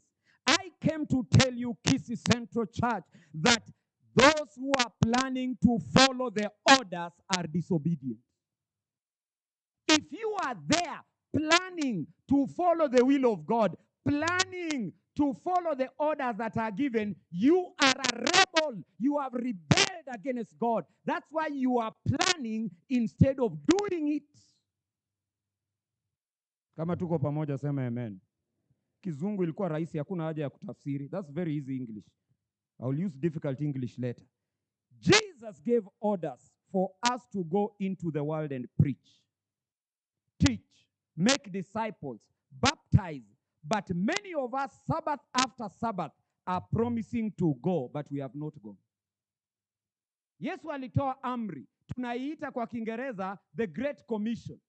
Na Yesu akasema, enendeni ulimwenguni kote, mkawafanye mataifa yote kuwa wanafunzi wangu, mkiwabatiza kwa jina la Baba, Mwana na Roho Mtakatifu, mkiwafundisha kuyashika yote niliyowafundisha hata mwisho wa dahari. Na kila Sabato tunasimama tunasema, I will go. Lakini kama yule kijana wa pili, hatujaenda Sabato zote za mwaka huu ambazo zimepita. Sisi ni waasi. We are rebels. And today, I have come to address the rebels today to get converted and join the army of the Lord. Hallelujah.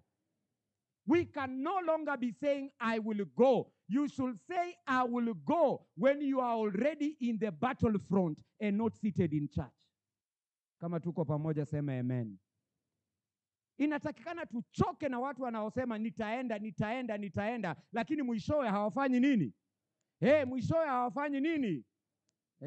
Kila siku tu nitaoa hii mwaka. Hiyo ndio ilikuwa New Year resolution. Sasa tumebaki na wiki chache. Hujaoa. Hata sisi tumechoka, by the way. There's a backlog of weddings here in this church. Some people just walking around. Nitaoa. Karibu time yangu inafika. Time yako imepita. Are we together?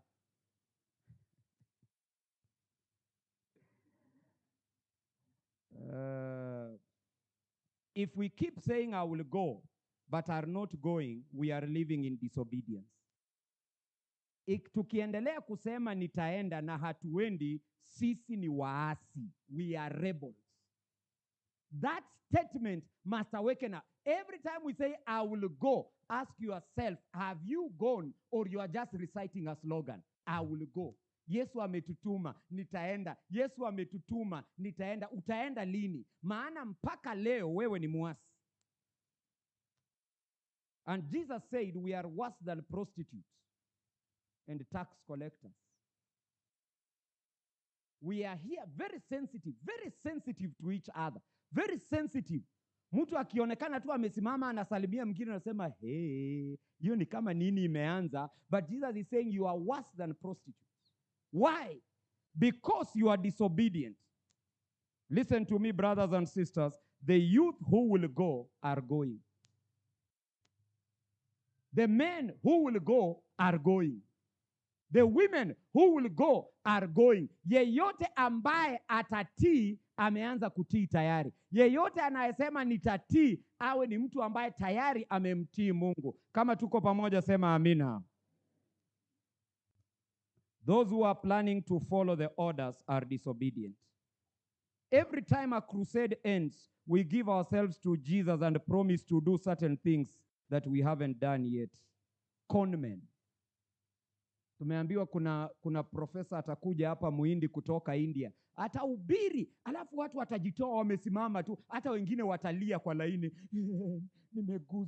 Nimeguzwa. Wiki inayofuata wanarudi pale pale kwa matope. Yaani wale watu tu, I will go, but they are not doing what? Hey, I can't hear you, but they are not doing what? They are not going. Brothers and sisters, we must move from paper 1 theory to paper 2 practical. Hallelujah. Hii exam ina 2 papers. Umebaki kwa theory na time iliisha. It is now time to do the practical. Hallelujah. Hata mkikasirika naendelea tu. Hii mahubiri iwezi isha mpaka muelewe. Are we together? Stewardship week inakuja. Stewardship week. Pastor anatolewa mbali, pesa nyingi. Amewekwa sijui anaishi wapi hapa Kisii, asubuhi anakula, wanatembelea watu kila jioni mahubiri, watu wanajaa. Tuko na mgeni wa stewardship, anahubiri vile inatakana tutoe zaka, anahubiri vile inatakana tutoe sadaka, anahubiri watu wanajitoa mbele mpaka wanachukua mafomu wanajaza, wakora tu wanajaza mafomu, lakini ukiangalia sadaka hakuna tofauti. Zaka hakuna tofauti. Nimekuja kuwatangazia nyinyi si wa Kristo, inawezekana mkakuwa wa Kristo leo. It is possible you can become a Christian today, but all along you have been masquerading as a Christian, but you are nothing close to a Christian because you are a rebel. You say I will go, but you are conning God, and then after that you go back. Mejaza mafomu. Hey, makambi inakuja, pledges, tunatoa pledges kabisa, tutasupport makambi. Makambi 5 imepita, hujai ufuata hiyo pledge yako. Ile mafuta tungepikia makambi ya 2019, sasa vile uko nayo tutapikiaje 2019? Mimi nauliza tu kwa sababu ilitakana utupe mafuta ya kupika na hujai leta, na umekaa tu mtu mzima mwenye akili timamu. Unaangalia tu na makambi ingine itakuja, tutaanza tena kutangaza, unainua mkono, andika jina yangu. Na hukutoa ya last year, hukutoa ile mwaka ingine. You are a con person. Wewe ni mkora, gaidi, jangili, na unahitaji Yesu leo na sio baadaye. Hallelujah. Hallelujah. Brothers and sisters, we have to be serious. We must walk the talk. Tusiwe tu wa Kristo wa maneno, I will go, I will go, I will go, lakini hakuna dalili za going. Stewardship week kila mwaka, lakini watoaji ni wale wale. Wengine wote wanapanga tu kutoa. Hiyo kupanga kutoa ni uasi. God has not called us to plan to give. He wants us to give, not to plan. If you are planning to give next month, you are a rebel. Those who are planning to follow the orders are disobedient. After Family Life Week, we are so touched, we plan to live properly with our families. Munaita mgeni wa Family Life Week, munacheka mpaka munaanguka chini kwa viti. Amesema, kuna mabwana wanakaa hivi, munacheka kabisa. Kuna mabibi wanakaa hivi, munacheka mpaka unaguzwa, unasema, sasa kuanzia leo nitaishi vizuri. Lakini hata leo haujatoka vizuri kwa nyumba na mume wako na mke wako na watoto wako na wazazi wako. Wewe ni ule mkora wa kusema I will go, lakini huendi. You are a terrible person. Family life inakuja, munasikiliza wiki yote, unasema aki anaongea vizuri, huyu mtu anafundisha vizuri, kabisa. Wangapi wataishi vizuri? Munajileta mbele, mutaishi vizuri kabisa. Munaombewa, alafu unarudi nyumbani hata hamsalimiani. Mimi nakwambia wewe utatoka hapa mbele baada ya maombi straight to the fires of hell. God demands action and not theories. Hii si kanisa mahali ambapo tunakuja kuaddress our psychological challenges ya kusema kwamba mimi nilizaliwa MSDA, babu yangu alikuanga pasta, sasa wacha tu niende kanisa. Mahubiri ikiisha unasikia ni kama bado nimekutoka. Sasa unaweza ingia Bosongo ukafanya shopping ukafanya nini, kwa sababu hapa ulikuwa umekuja tu to calm your guilt, to calm your guilt. There is no need to come. There is no need to come. Go back to the town and run around with the prostitutes and everybody else. Perhaps you may be saved eventually. Instead of hanging around, umekaa tu on your marks. Unangojea on your marks, get set, closing prayer. Umeenda break ya kwanza ni hoteli fulani sokoni huko. You are not fit to be in the church of God. Bado mko ama mlienda? Ni nguo hizo kwa viti ama ni nyinyi? Bado mko? Watu wa Mungu, we have to be serious, brothers and sisters, because the world is coming to an end. Those who are planning to follow the orders are disobedient.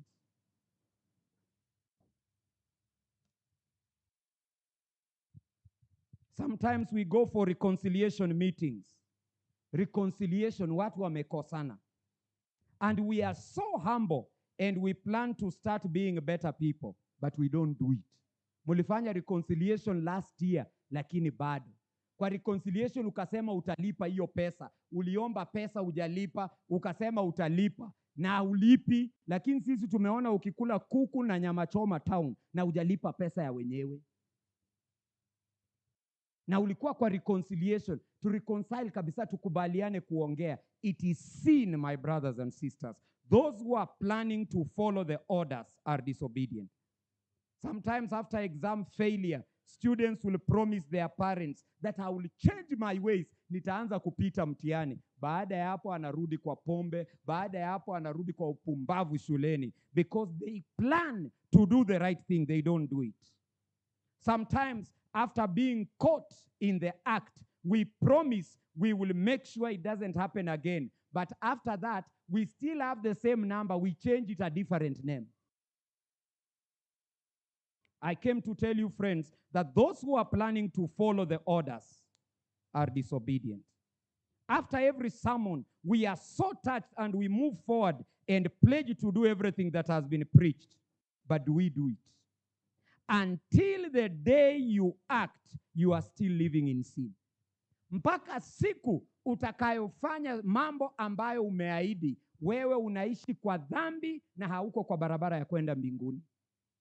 Until the day you act on what you say, you are still a sinner on the way to hell. You are not a saint.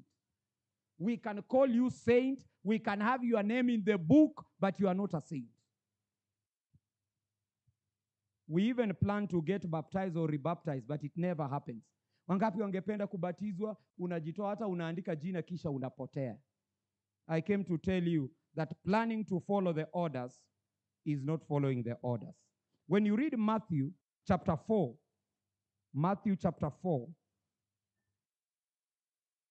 verse 19 and 20 and verse 21, the Bible says that when Jesus came, Yesu alipokuja akawaita hao wavuvi wa watu, Biblia inasema mstari wa 20, at once they left their nets. Yesu alipowaita waliondoka mara moja, at once. Verse 21, going on from there, Yesu akaona Yakobo mwana wa Zebedayo na Yohana ndugu yake wakiwa hapo kwa boat na baba yao Zebedayo wakiandaa maneti pale. Yesu akawaita. Mstari wa 22, Matthew 4:22 inasema, and immediately, the Bible says, and immediately, the Bible says, and immediately they left the boat, they left their father and followed Jesus. The response to God's call is immediately.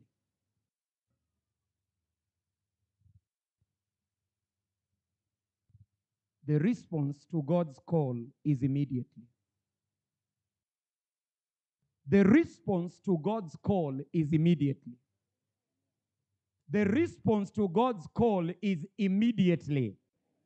Kwamba tunapomuitikia Mungu, tunamuitikia mara moja na sio baadaye.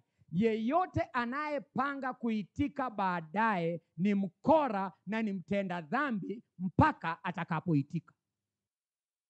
When Jesus says come, Mathayo alikuwa kwa ofisi yake ya watoza ushuru. Yesu alipomwambia njoo, aliacha calculator, computer, laptop na kila kitu, akicalculate mambo yake, akaacha ofisi na akafuata Yesu. Hakusema kwamba let me close the books for this month then I will come later. No. Anyone who comes to Jesus must come now or never. The call is now. The call is immediately. If we are together, praise the Lord. Wacha niwaambie reality ya maisha. Nimekutana na watu wengi, huwa nikienda wanasema, "Oh, pastor uko Baraton." Nataka kuja kusoma pastor. Haki ninapanga kuja, hawawezi kuja. Huwa ninawasikia tunajua huyu hakuji. Ule mtu wa kuja shule, huwa haulizi maswali nyingi, anaulizia akiwa pale. Admission office ni wapi? Ni hapa. Na anaenda.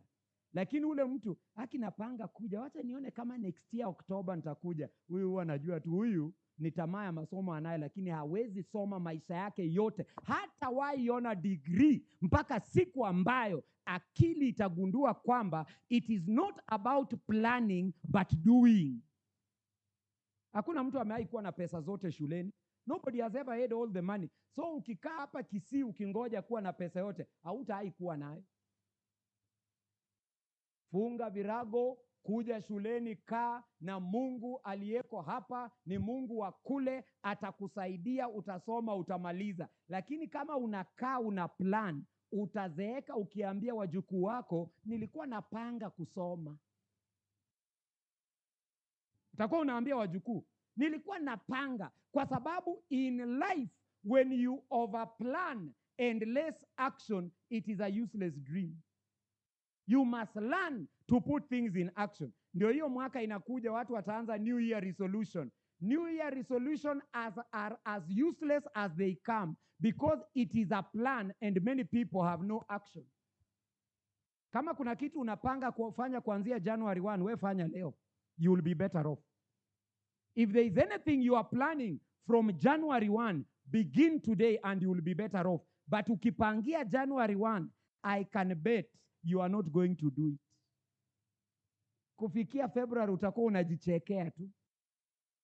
Na utaendelea hivyo mpaka uzeeke ukisema nilikuwa napanga. In life, things happen when you take action. Hallelujah.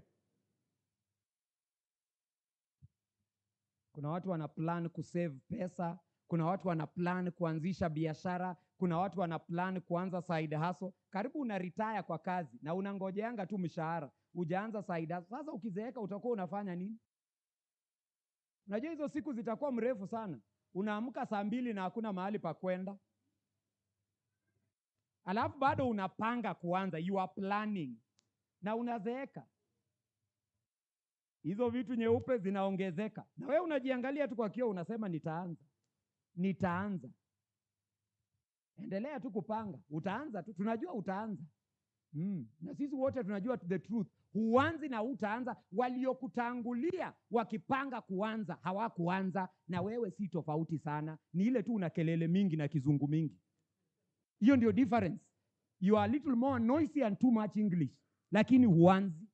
If there is anything worth doing, you do it when? Hey, I can't hear you. You do it when? Unajua kuna wanafunzi wanasumbua sana. Wanasema nitaanza kusoma vizuri. Alafu they spend a lot of time kuchora timetable. Anachukua karatasi nyeupe, laini ya green, laini ya red, laini ya black, laini ya blue. Alafu anapendua karatasi. Huyu hata soma. I can tell you for free. Huyu asomi. Alafu anachora laini upande huu, anaandika date and time. Alafu anaanza kuandika Monday, Tuesday, Wednesday. Hiyo ujinga, wacha nikwambie, ni ya watu ambao walianguka mtihani. Hao ndio wanafanya hivyo. alafu anaandika sasa na pencil, anafuta, alafu anatafuta, anasema nahitaji masking tape niweke kwa ukuta. So anazunguka 2 hours akitafuta masking tape. Huyo si mtu wa kusoma. Kama unapanga kusoma, soma saa ngapi? Saa hii. It is either now or never. That's the reality of life. That's how it works. Oh, napanga kununua shamba scheme. Si uende hata utafute huko scheme uone kwanza shamba yenyewe, upige bei, alafu uende utafute kaloni uanze kununua. Ni kweli ama si kweli? Lakini tu unazunguka, nitanunua shamba huko scheme, nitanunua shamba huko scheme, nitanunua tu shamba. Kila mwaka unatuambia vile utanunua shamba. Wewe hununui. Na in case mambo yakitokea tutauliza county kama iko na cemetery mahali. Maana sasa wewe vile unakaa. Those who are planning to follow the orders are disobedient. If we are together, say amen. Tusome Matthew 8:21-22. I think we can only read this one, then we end it. Yeah. Ukisoma Matthew 8:21-22 na Luke 9:61-62, kuna wanafunzi walikuja kwa Yesu wakasema, Yesu, ningependa kukufuata lakini nataka niende nizike baba yangu kwanza. Yesu akamwambia, hujatosha kunifuata. Kama unifuati saa hizi lazima uende uzike baba yako. Get out of here, you are not my disciple. Mwingine akakuja akaambia Yesu, Luke chapter 9 verse 61-62, I will follow you Lord, but let me go and say goodbye to my family. Yesu akamwambia, wale huwa wananifuata si watu wa aina yako. Hii type ya kwenda kusema goodbye, they are not the type who follow me. Kama wewe ni ule type ya kusema ninapanga, utafanya. Siku ya leo, we must accept to serve God. When we say I will go, we must accept to go. We must do what it takes. Invite people to church. Ask people to join the social media accounts of Keisis Central Church so that they can receive the gospel. Send it to them now in the group. That is evangelism. Not planning to. Planning. I am planning. All who are planning will never do it. I am planning. You have always been planning. The statement of commitment is not commitment. If you say you will go, then let's go now. If you want to follow Jesus, follow him now. You can't plan to return tithe and offering. Return now. Kama hukutoa zaka na sadaka leo, tafuta pay bill ya kanisa, lipa saizi kabla mahubiri ishe. That's how obedient people do. Tena watu watiifu wanajua, unatembea kwa simu yako, umesave account ya kanisa. Ukikutana na pesa, unatuma tithe and offering mara moja. Maana ukingojea sabato, hata wewe unajua akili zako vile huwa inakwambia, wacha nitumie hii, alafu nikipata ile nitarudisha. Haikuangi hivyo. Naibia Mungu. If you want to serve God, it must be now. Returning tithe and offering must be now. Some of you have been planning to break up in a bad relationship. Why don't you break up now? Tunaweza imba kawimbo saa ile unatuma text. Kwa sababu umekuwa ukisema tu, haki mimi nitakuja kuacha huyo mtu. Haki huyo mtu ananisumbua sana, nitakuja kwa wewe unateseka, utakuja kuruka kichwa by the way tukiwa tu hapa. Umekuwa ukipanga kumwacha, umemshika mara 5 na watu tofauti na unasema haki siku moja nitakuja kuacha. Hiyo siku haikuji, ilishapita. Tuko pamoja. Bado kuna watu kwa hii kanisa ama mliniachia viti? Bado kuna watu? Ati ninapanga. Nitamwacha tu, ngoja tu siku moja mtaona kile nitafanya. Kama hatujaona leo hatutaki kuona in future na hatutashangaa. Hata ukifanya in future tutashinda ulikuwa unachelewa ukifanya nini? If you are planning to get rebaptized, you must register today for the next baptism. You can't plan to end a relationship with bad friends. You must just leave those WhatsApp groups now. Saa hizi tukiwa kanisani, kuna marafiki wanakusumbua tu, wanakupeleka njia mbaya. Kila siku ukiingia hiyo WhatsApp group unakuwa derailed. Leo hii, kabla tuombe maombi ya mwisho, exit the group and block their numbers and begin a new life, and God will bless you. But when you say, I will do it after Sabbath, you will not do it. Na kwa hivyo leo, natoa nafasi. Those who are planning are disobedient. You can't plan to quit alcohol. You quit now. You can't plan to end the immoral relationship. You end now. You can't plan to save money. You save now. You can't plan to apologize. You apologize now. You can't plan to forgive someone you should have forgiven. You forgive now. Mtumie message mwambie nimekusamea. Maana umeshikilia kusema nitakusamea tu nitaona. You are an evil spirit. Jesus said, forgive and you will be forgiven. You can't plan to be active in church. You must start now. You can't plan to be coming back after lunch services. You must come back today. Those who are planning to follow orders are disobedient. Kuna wimbo inasema, hark the voice of Jesus calling, who will go and work tomorrow? Inasema, who will go and work? Hark the voice of Jesus calling, who will go and work? Alafu wewe unasema nitaenda kesho, na wimbo inasema today. Wewe uko sawa? Brothers and sisters, who will go today? Who will spread the word today? Who will support the ministry today? Who will confess and repent today? Who will live a better life today? Who will implement the plans today? It is now or never. Who responds to God's call now? And who says, I will get baptized and register as soon as possible? A new life must start when? Now. And so, brothers and sisters, I want to make a call. There could be people who need baptism. I'm inviting you to come. If you need baptism, you will come and stand right here on my right hand. And stand here and say, I need baptism or rebaptism. You must come now. If you plan to come later, you may never come. Heaven considers you a rebel.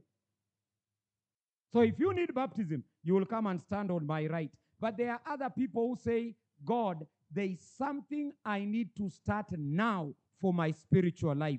There is something I need to start now for my financial life. There is something I need to start now for my relationship. And you want God to help you to start now, I will invite you to come.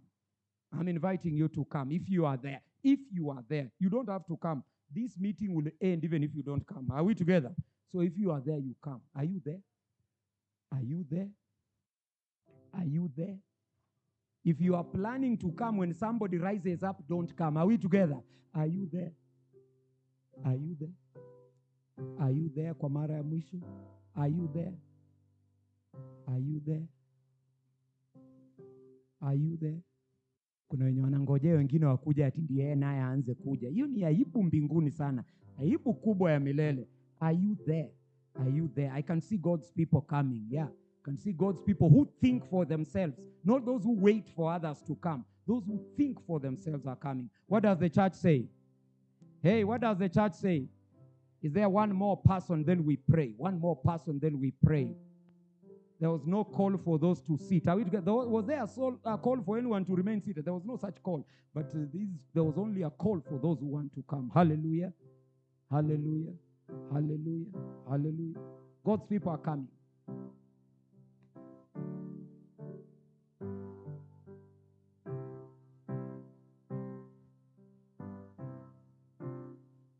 When the last person has come, I will offer prayer. Let me tell you, friends, when Jesus called people, he called them openly. Nobody was allowed to go secretly to Jesus. Anyone who tried going secretly, we were told. Ask Nicodemus. Alienda usiku, ikaandikwa kwa Biblia ili tujue alienda. Hakuna mtu anaenda kwa Yesu kisiri, ati nimekaa hapa kimoyomoyo, nimeinua mkono kimoyomoyo. Hakuna kitu kama hiyo kwa Yesu. He came openly, we must come back to him openly. Hallelujah. Hallelujah. Thank you so much. Thank you so much. I think I can see there are people who are still coming. There are people who are still coming.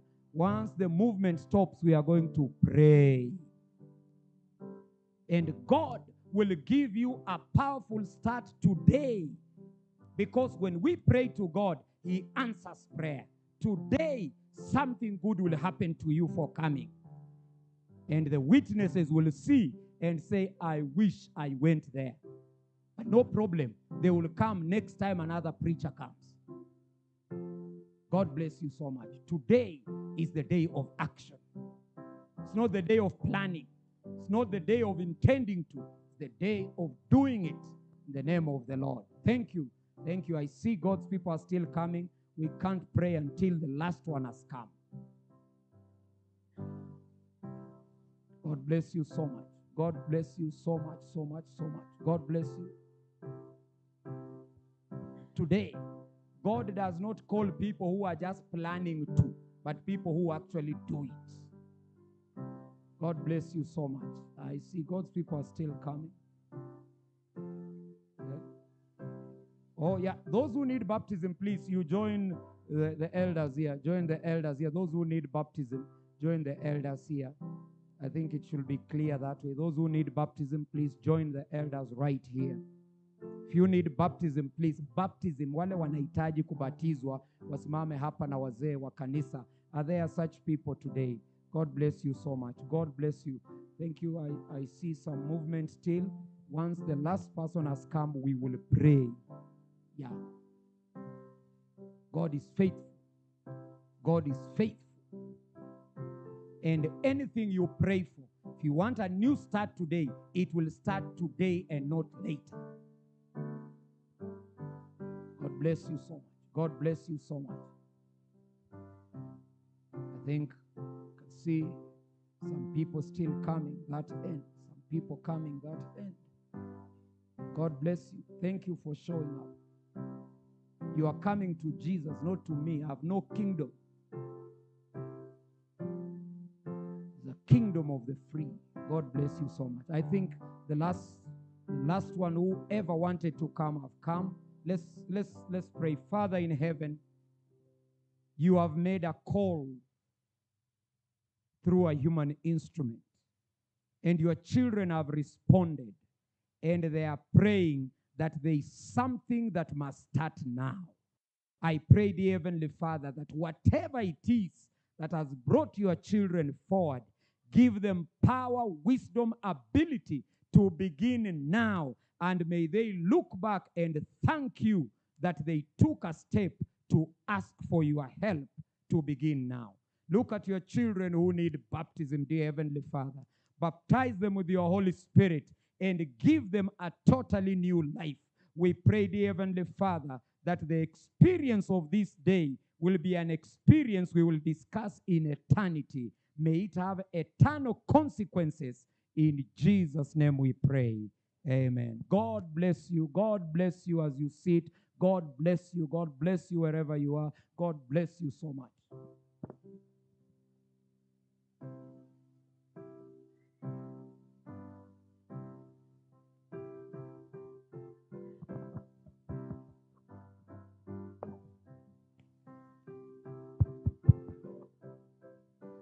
Tunashukuru Daktari Ray Toweth Keisis.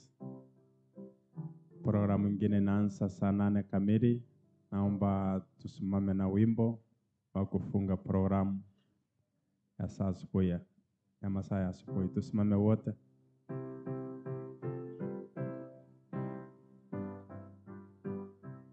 Ule wimbo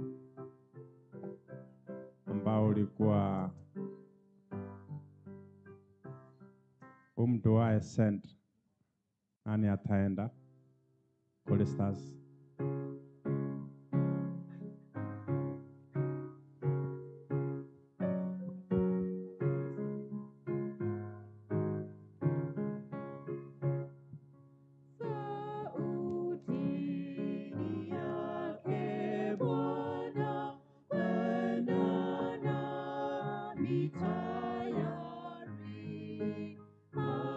Mavuno yanakawia.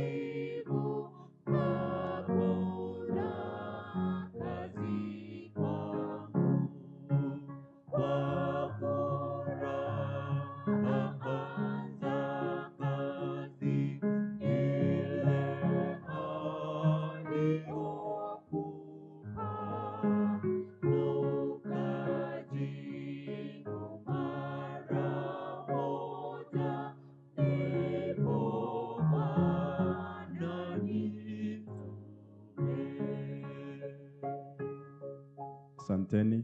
Tunamaliziwa na ombi na Elder Monda, Deputy Governor, ndiye atatumalizia na maombi.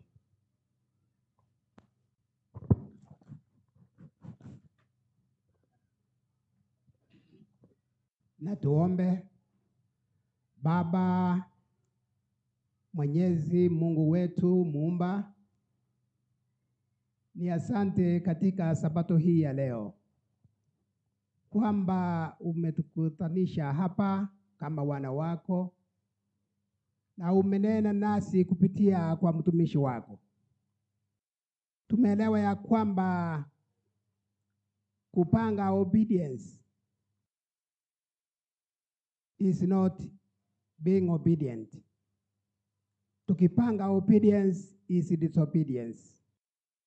Na umesema ya kwamba tutekeleze yale umetuagiza wakati huu.